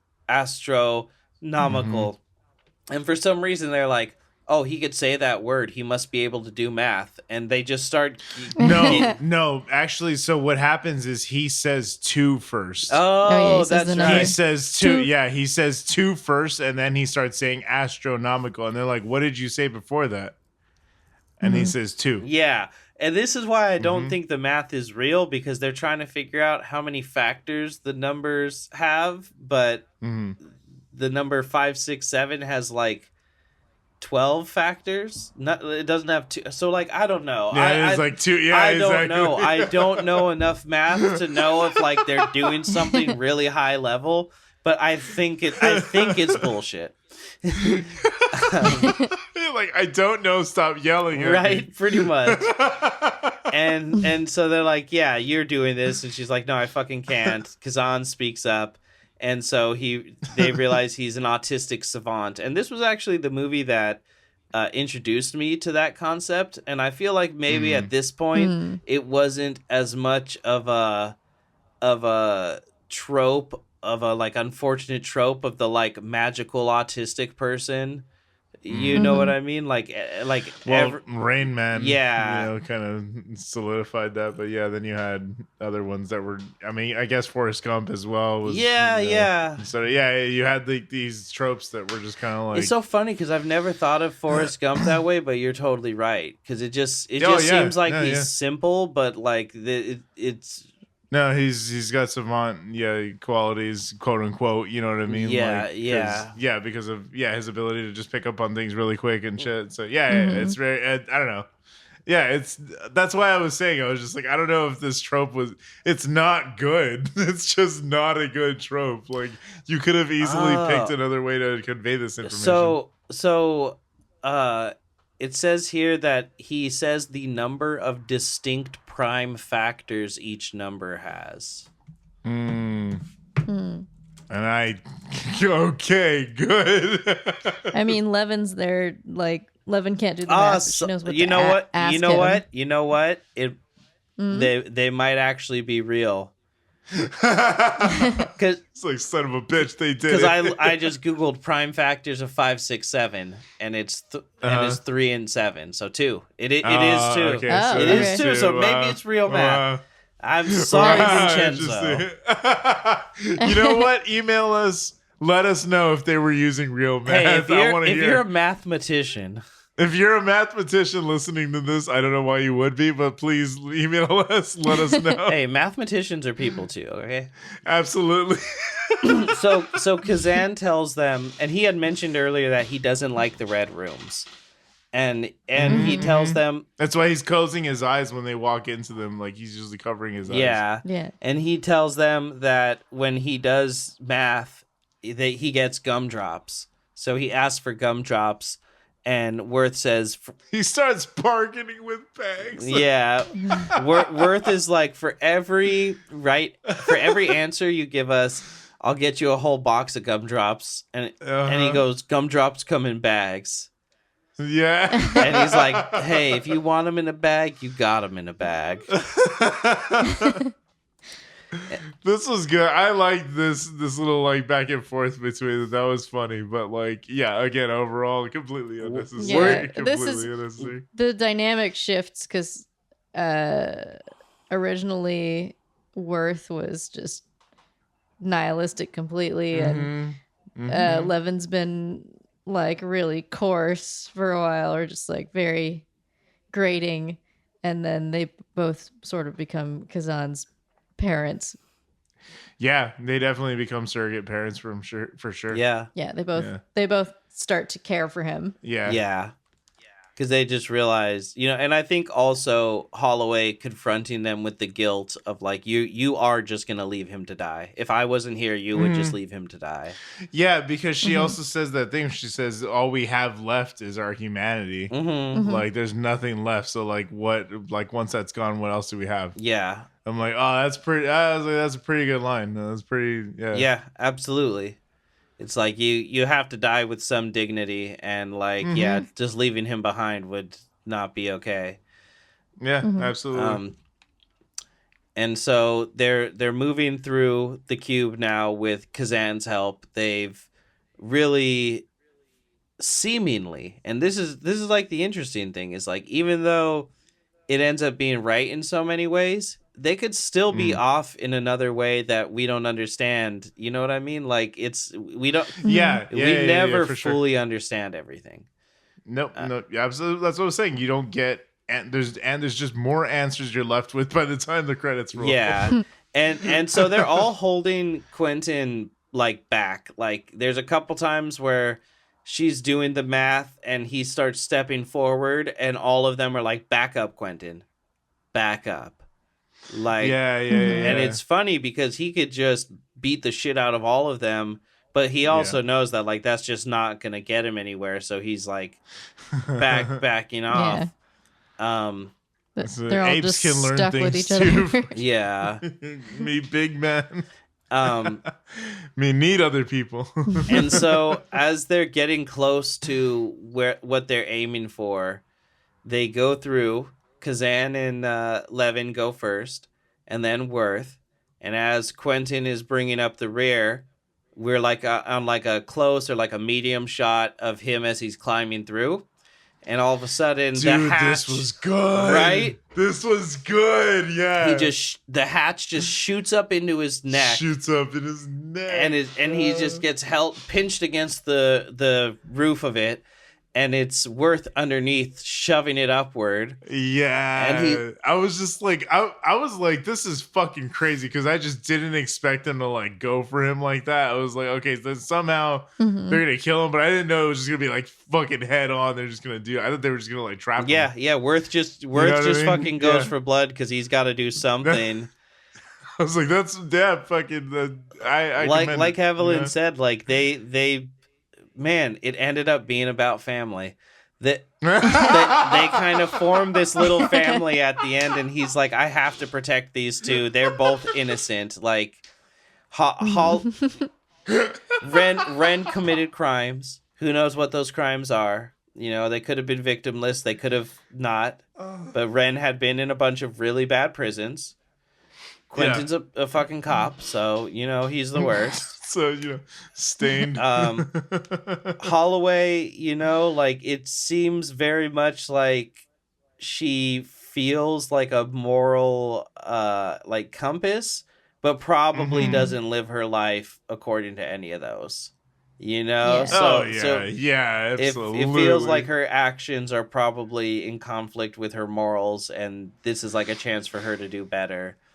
Worth obviously helped build this thing. He seems to have had some sort of second thought at the end, and that's why they threw him in there. But then Levin and Kazan are just like innocents. Levin's just too young. Yeah. She doesn't even say that she like goes out drinking with her friends. She just says she hangs out with her friends. She hangs out with her friends. Yeah, exactly. So he's holding Quentin back, and he tells the other two to hurry up and figure out the next door. They figure it out, and he lets go. Quentin pulls his head back, and he closes the hatch, and then runs and goes through the next one. And he holds this hatch closed now, and Levin is working on the next door with Kazan, and she says, "Is he dead?" And Quentin yells from behind the door, "Not even a little bit." He goes straight wrestler with it. I loved that. That was actually really awesome. And so they figure out the next room, and Worth, I believe he says like, "What's underneath us?" And then it just cuts to Worth not in front of the door and Quentin opening the door, and he drops out, and Levin and Kazan are standing on the other side of the room. and Quentin's just like, oh, I'm gonna fuck you all up, you know. And as he starts walking across the hatch, he just completely fucking falls through and slaps his head, and you just see a huge pool of blood like immediately. Dude, and this shit was great. It was crazy. I was freaking the fuck out when I saw it. I was like, no, there's no way they're just going to leave him as a stain. They left him as a stain. They just dropped his ass and kept going. They just smeared his shit across the wall. Just fucking bounced. Yeah, it was pretty fucking brutal, dude. Like, that's so that's good. bad. That is it was bad. Good. That was a really good kill. I was like, we're not talking about the same part, are we? Are we? No. He's talking about him falling through the floor. That's not. Yeah, I thought he got. No. Okay. You're a little ahead of yourself. Yeah, I usually am. I usually am. It's a good way to live. So he falls through the floor and smacks his noodle, and they just leave his ass there. Like, imagine having to do that monkey bars shit with a fucking massive head wound. No, thank you. Monkey bar. Oh, it's good. It's so great. But yeah, doesn't he die? I'm fucking. No, he dies. No, they leave him. Okay, and but then he does die the way I think he does. Yeah, and then he surprises them later. I'm not we crazy. Have to cut I'm this just out. stoned. Yeah.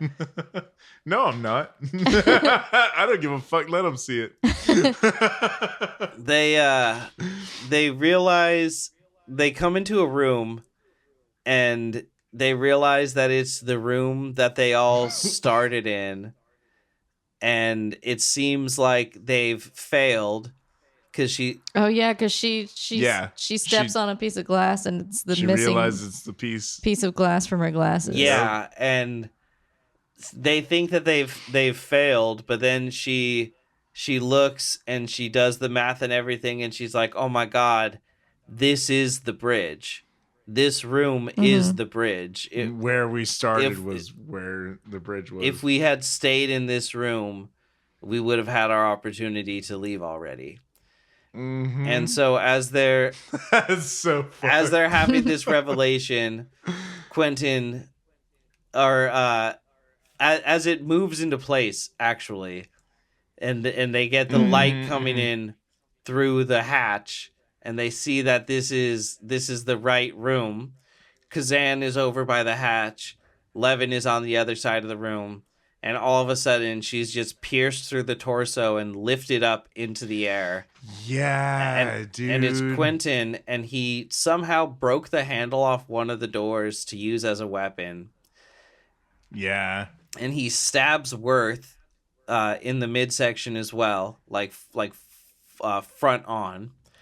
And he goes to Kazan, and Kazan is climbing out towards the light, and Quentin grabs Kazan, and they're both like in this sort of interstitial space, and things start to rumble again, and you can tell that everything is about to start moving. And as Quentin is reaching, like grabbing at him, Worth pops up again and grabs Quentin by the leg and just like leans back and uses his weight. And this is where he becomes a little schmear on the bagel that is the wall.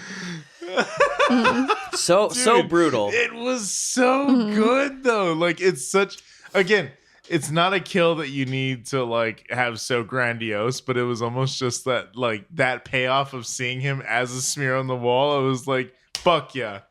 Fuck yeah, that's all I needed. That's all I needed. Yeah. It's so good. It's deserved. Like, he deserved a horrible death. Horrible death. Yeah, absolutely. Yeah, and he literally, like, there's nothing left of him. He turns to paste. No, exactly. And I think Worth ends up holding a leg again as well. Oh, that's hilarious. And then this is the one part that I think they could have changed, other than Kazan, obviously.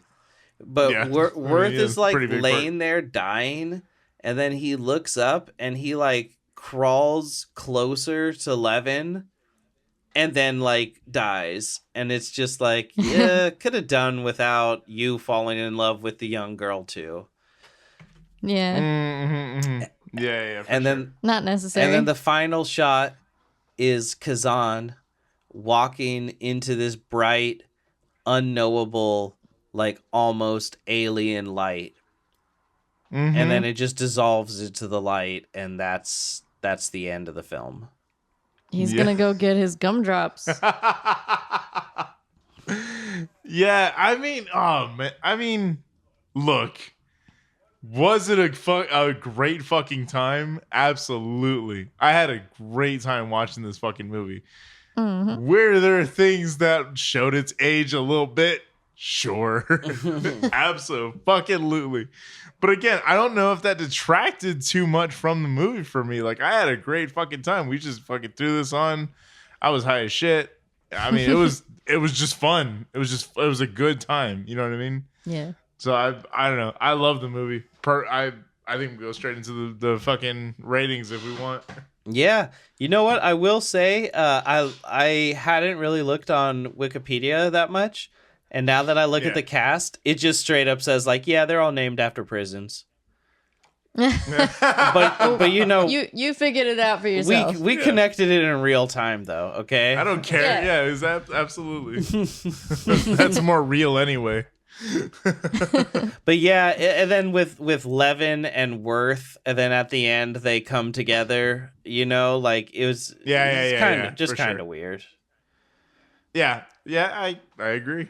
Again, there were things that were problematic, to say the least. So should we do the trivia first or get into ratings? I mean, fuck it. Let's do the trivia first. So Vincenzo Natali did not have confidence in financing a film. He cost reduced his pitch with a single set, reused as many, with the actors moving around a virtual maze. As the most expensive element, a set with a cube and a half was built off the floor to allow the surroundings That's so fucking funny. to be lit from behind all walls of the cube. That's cool. Mm-hmm. Yeah. In 1990, That's super cool. Natali had the idea to make a film set entirely in hell. But in 94, while working as a storyboard artist assistant at Canada's Nelvana Animation Studio. Oh, and their logo is like a cute little polar bear reaching for the North Star. This adorable. He completed the first script for Cube. The initial draft had a more comedic tone, surreal imagery, a cannibal, edible moss growing on the walls, and a monster that roamed the cube. Nice. Oh, interesting. That's a fucking wild ass idea. For I would be really interested to see. And seeing that, fuck yeah. Yeah, that sounds mad interesting. That would be like a cool video game setup too. That ups the stakes a lot, like, because you have the moss element being like, oh, does that mean they're breathing in like dangerous shit, or like, you know what I mean? Like, and it's like another danger element. That's fucking cool. Actually, I would love to see that fleshed out. So it was closer to Maze Runner. Yeah, I guess so. Minus all the nonsense. Scenes outside the cube were deleted, and the identity of the victims changed. In some drafts, they were accountants. In others, criminals, with the implication that their banishment to the cube was a penal sentence. It's so much better that it's not that. Yeah, absolutely. That's what I was saying. It's so good that you're not given any fucking answers. I think like it's literally, it leaves you in a puzzle to figure out, and then you just fucking never do. And I'm like, I don't know. That's kind of fun. I kind of fuck with that. That's a great like premise. Okay, so they did have a mathematician on staff. He was the math consultant. The math consultant. Well, fucking email us anyway. Was that bullshit or not? Is there such a thing as a math consultant? The staff-matician. It's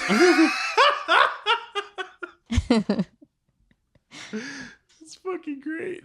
Oh wow! So the changing the color of the room was so much effort that they Really? decided to just shoot the entire film, like all the blue rooms and then all the red rooms and then all the green rooms. They were just like, we're not doing this shit. Trip the fuck out. That's wild. What were they dude. doing? Well, 97, you gotta imagine the fucking like filters and all that shit back I then were a guess, I don't know. motherfucker. Like, Just like get some gels up on there. I don't know what they were doing. yeah, well, I mean, that's what I'm saying. I'd imagine with like the studio lights, though, if they were like, I don't know if they're working off of like ones that are just gonna melt the shit down, because that kind of happens with like gels and professional lights. They have a PA sit down and like paint the whole set. Yeah, exactly. Green. Each one by scrape it off. Yeah. Start over. The set was near a train line, and the noise of the train was incorporated as the sound of the cubes moving.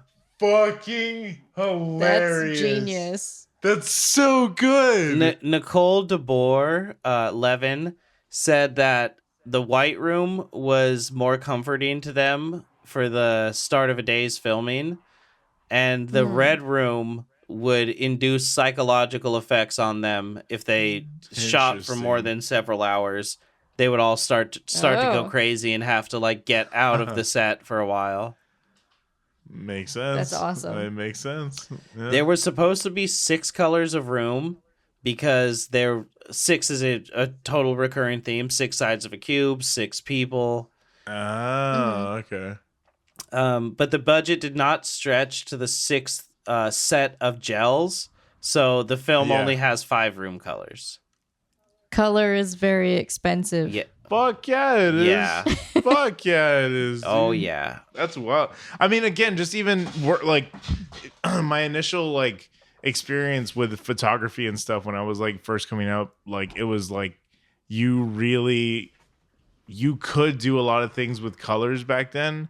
But yeah, it costs a lot, because like these like the material that you needed to get for certain studio lights or whatever, it was expensive. You know what I mean? You can only go to the, like certain like stores or certain places around the area that had like these specific materials that you were looking for in order to make like gel filters, like to be able to color something blue or red or something like that. And so it's like, and now I have 4 fucking pocket lights that can just do anything I want whatsoever, and I like paid $30 a pop for each one. So hey, times are different. All praise to AliExpress.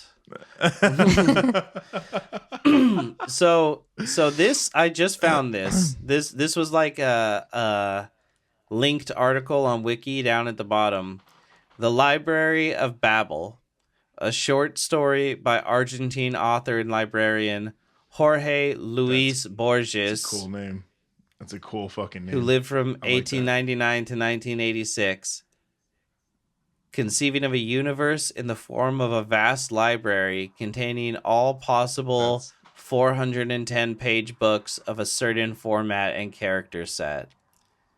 The narrator describes how his universe consists of an enormous expanse of adjacent hexagonal rooms.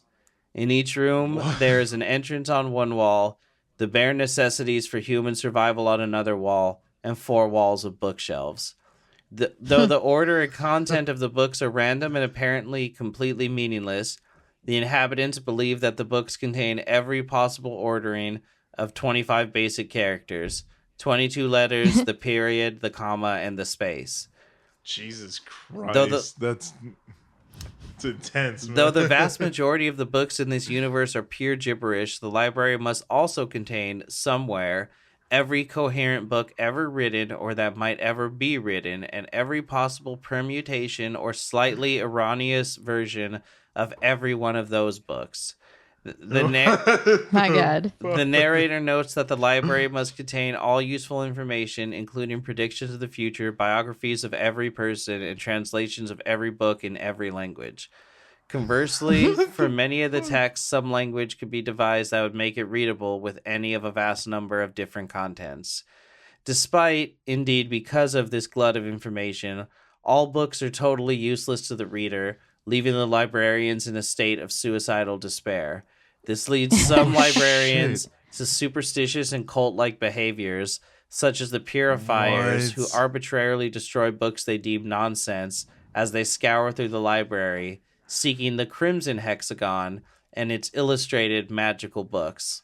Others believe that since all books exist in the library, somewhere one of the books must be a perfect index of the library's contents.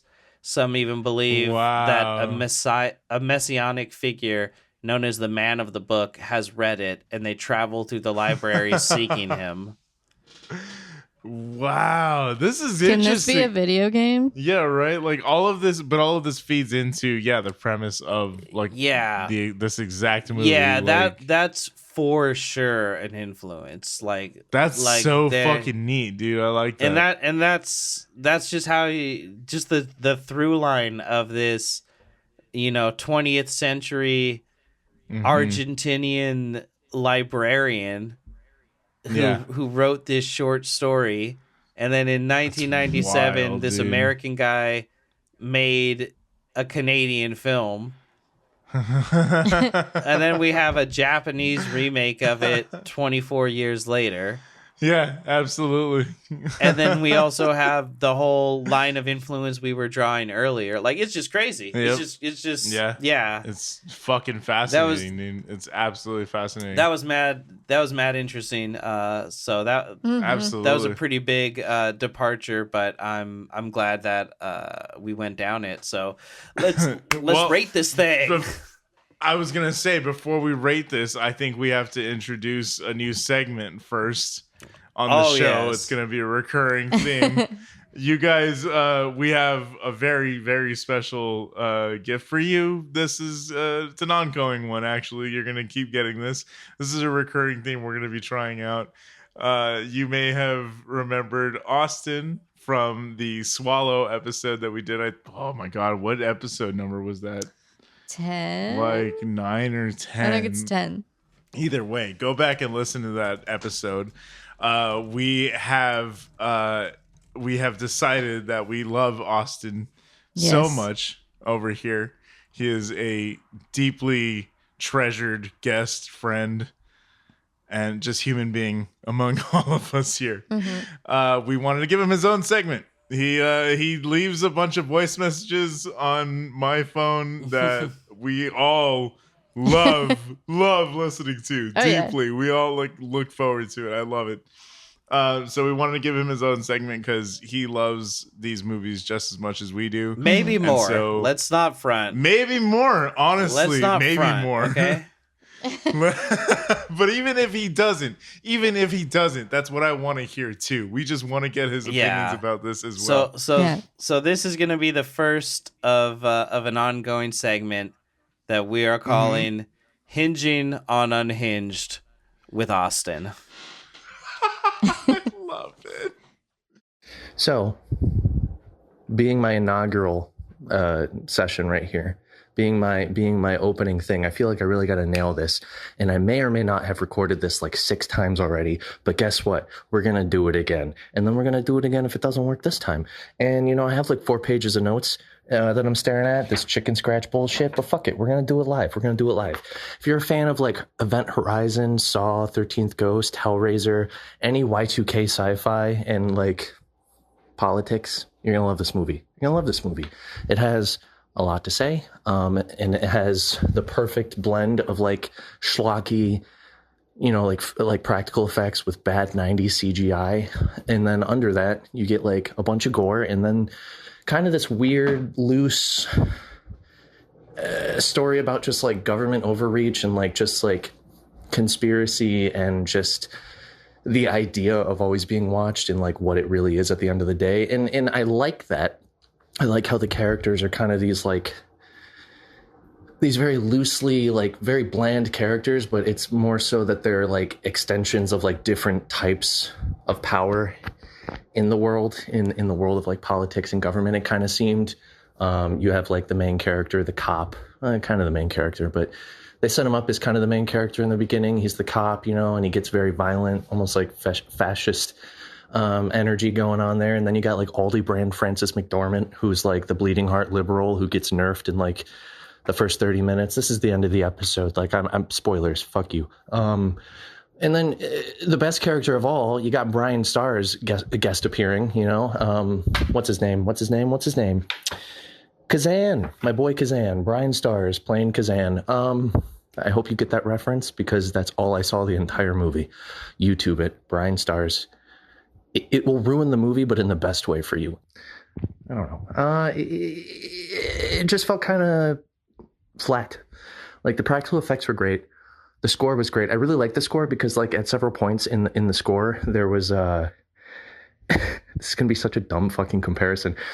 If you go back and watch the Rugrats, the whole score was essentially this one dude just doing voices with his mouth. And it's like wah wah wah wah wah, and that's all I heard. Like at like multiple points because the score was like just this woman going. Chick, chick, chick, ah.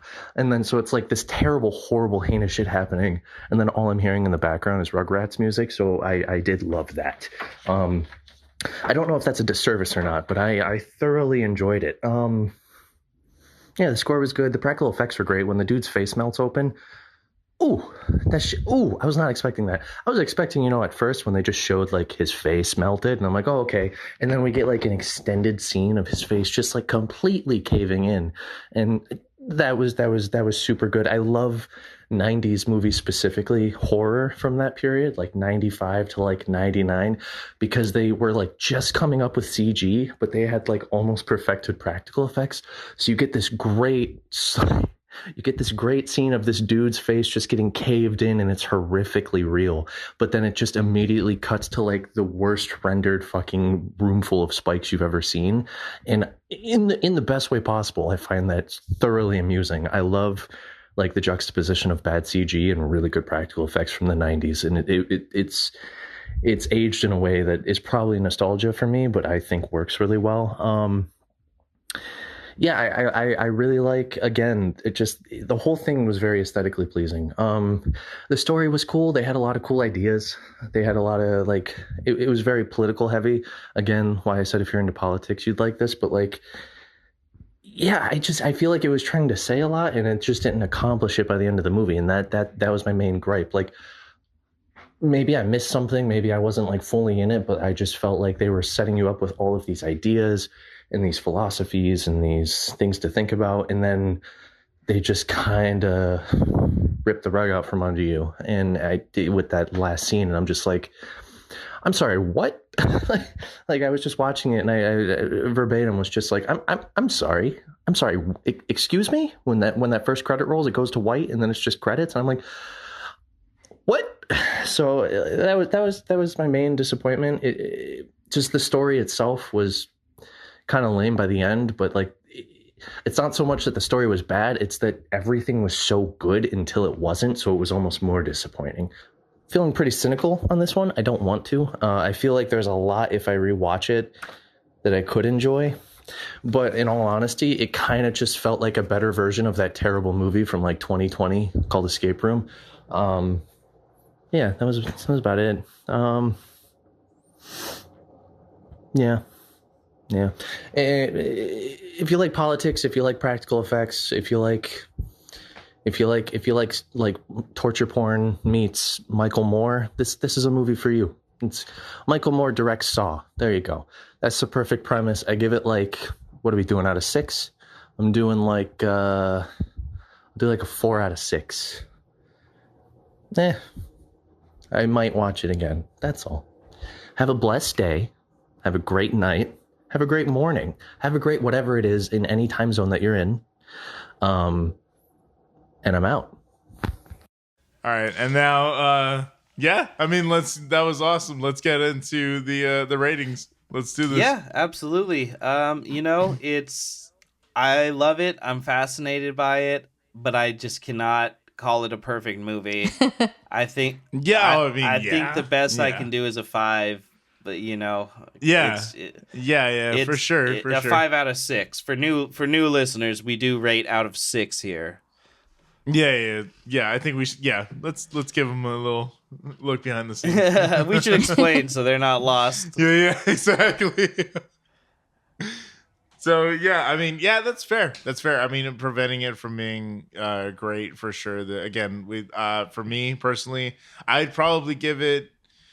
Oh, it's a strong 4, a light 5, a light 5 for this one. But it had very much redeeming qualities for me. Like the gore, the practical effects were fucking great. And again, the writing, the script is solid. It's a very, very good script. The delivery of the acting and all that, they left a little something to be desired. But that doesn't take away really anything. Like, they all really were good in the roles that they were playing and that they were portraying. So I feel, again, the trope that is just very problematic. That one just really held it back from being super, super fucking enjoyable for me. But I had a great time regardless. It's just a lot of fun. Again, that the kills are so good, and you open up with such a fucking striking scene. I think you really do set the tone for like, okay, this is about to be an interesting time, regardless if it's a good one. Like you're gonna walk away from this thinking a little bit more, and I appreciate that about this movie. So I'm gonna give it a 4, ish out of 6. So. That's exactly what I was. 4.5 was what I was going for. Yeah. The writing is really strong, and it's very, I don't know. It's sort of like the movie itself is nihilistic. Yeah, it's very nihilistic. Very, very nihilistic.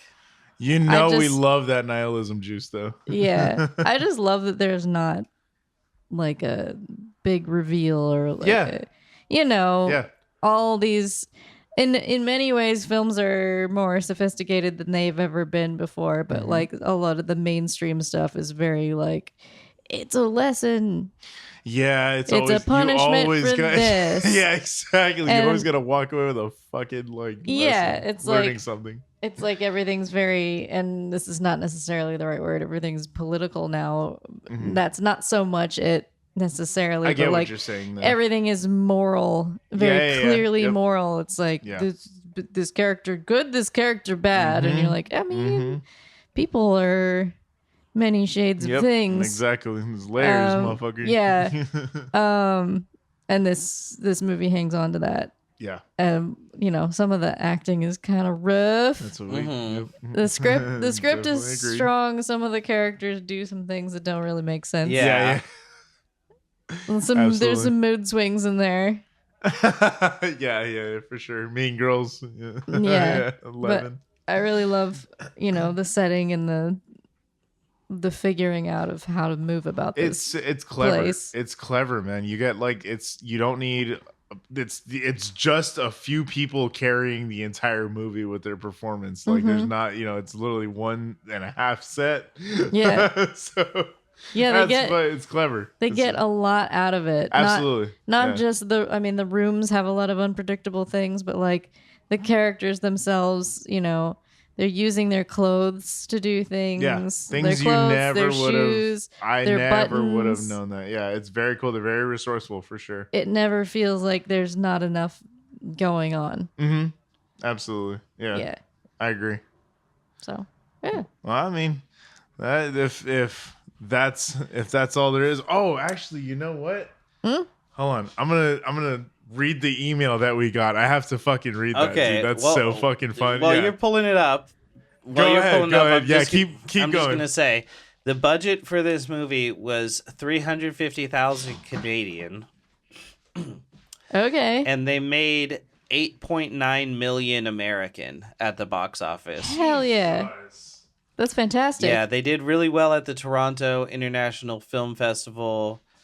No awards, though, but it was people were very stoked on it when they saw it. The Japanese market really loved it.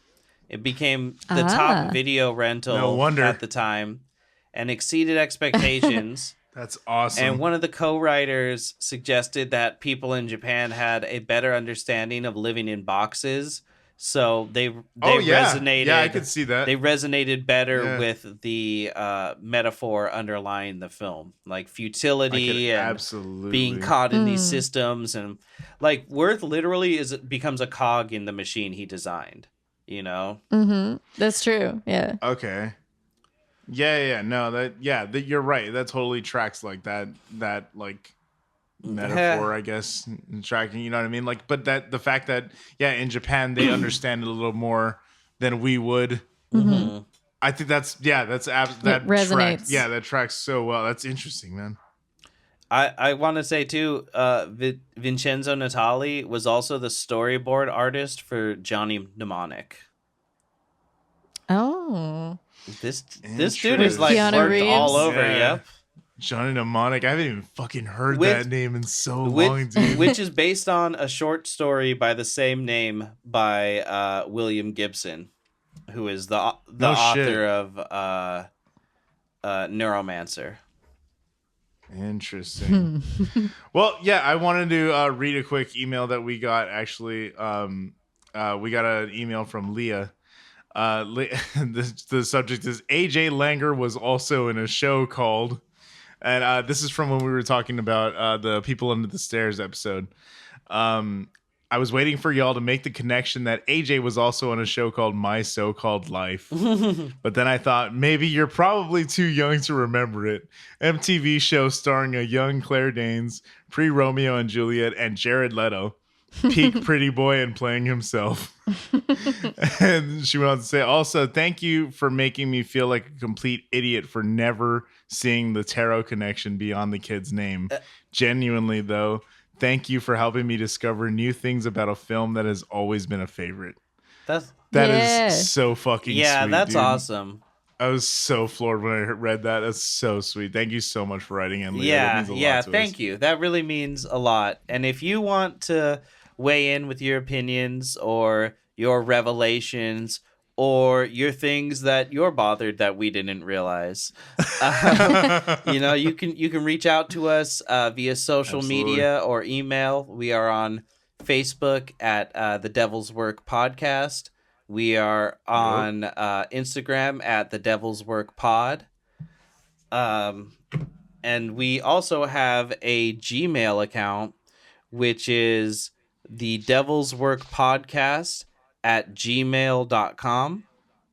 Mm-hmm. Mathematicians, please stand up. And that is where you can reach out to us if you feel like Leah that you got something to say or got some value out of our inane ramblings.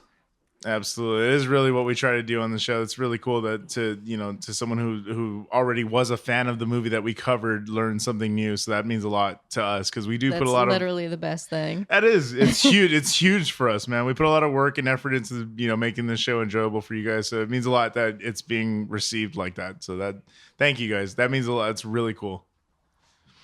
And then next week, I guess we're going to... we're gonna keep the ball rolling. Here we go. I'm sorry. We're gonna cover Trouble Every Day. Now, this is a rough one. You're gonna want to put the kids to bed early if you're gonna watch this one. It's rough. Cannibalism, erotic cannibalism. Ooh. I should be doing this. I mean, gross. That's gross. I love it. But yeah, we're doing Trouble Every Day. I'm not looking forward to doing the notes for this one, but I will because I love doing this show and love ruining your afternoons. Yeah, mornings, we do this nights, for you. However you're listening your to this, commute. Whenever you're listening to this, I don't care. But we will be back next week with some more of the devil's work, man. You guys are amazing. Thank you so much for listening. Any last parting thoughts for him, Skep? Oh boy. If you ever find yourself working on a devious invention for unknown employers, probably knock that shit off. Just walk out, man. No money, no paychecks worth the fuck. Yeah, and don't eat the pierogies. don't eat the pierogies. Don't eat the pierogies. All right, you guys take care. And if you do, use a little sour cream. Yeah. Little salt, little pepper. Yo, I am sick of seeing TikTok videos of white women cooking with no salt or pepper, no seasoning. I've had it up to here. Disgraceful. All right, you guys. We'll see you. Later.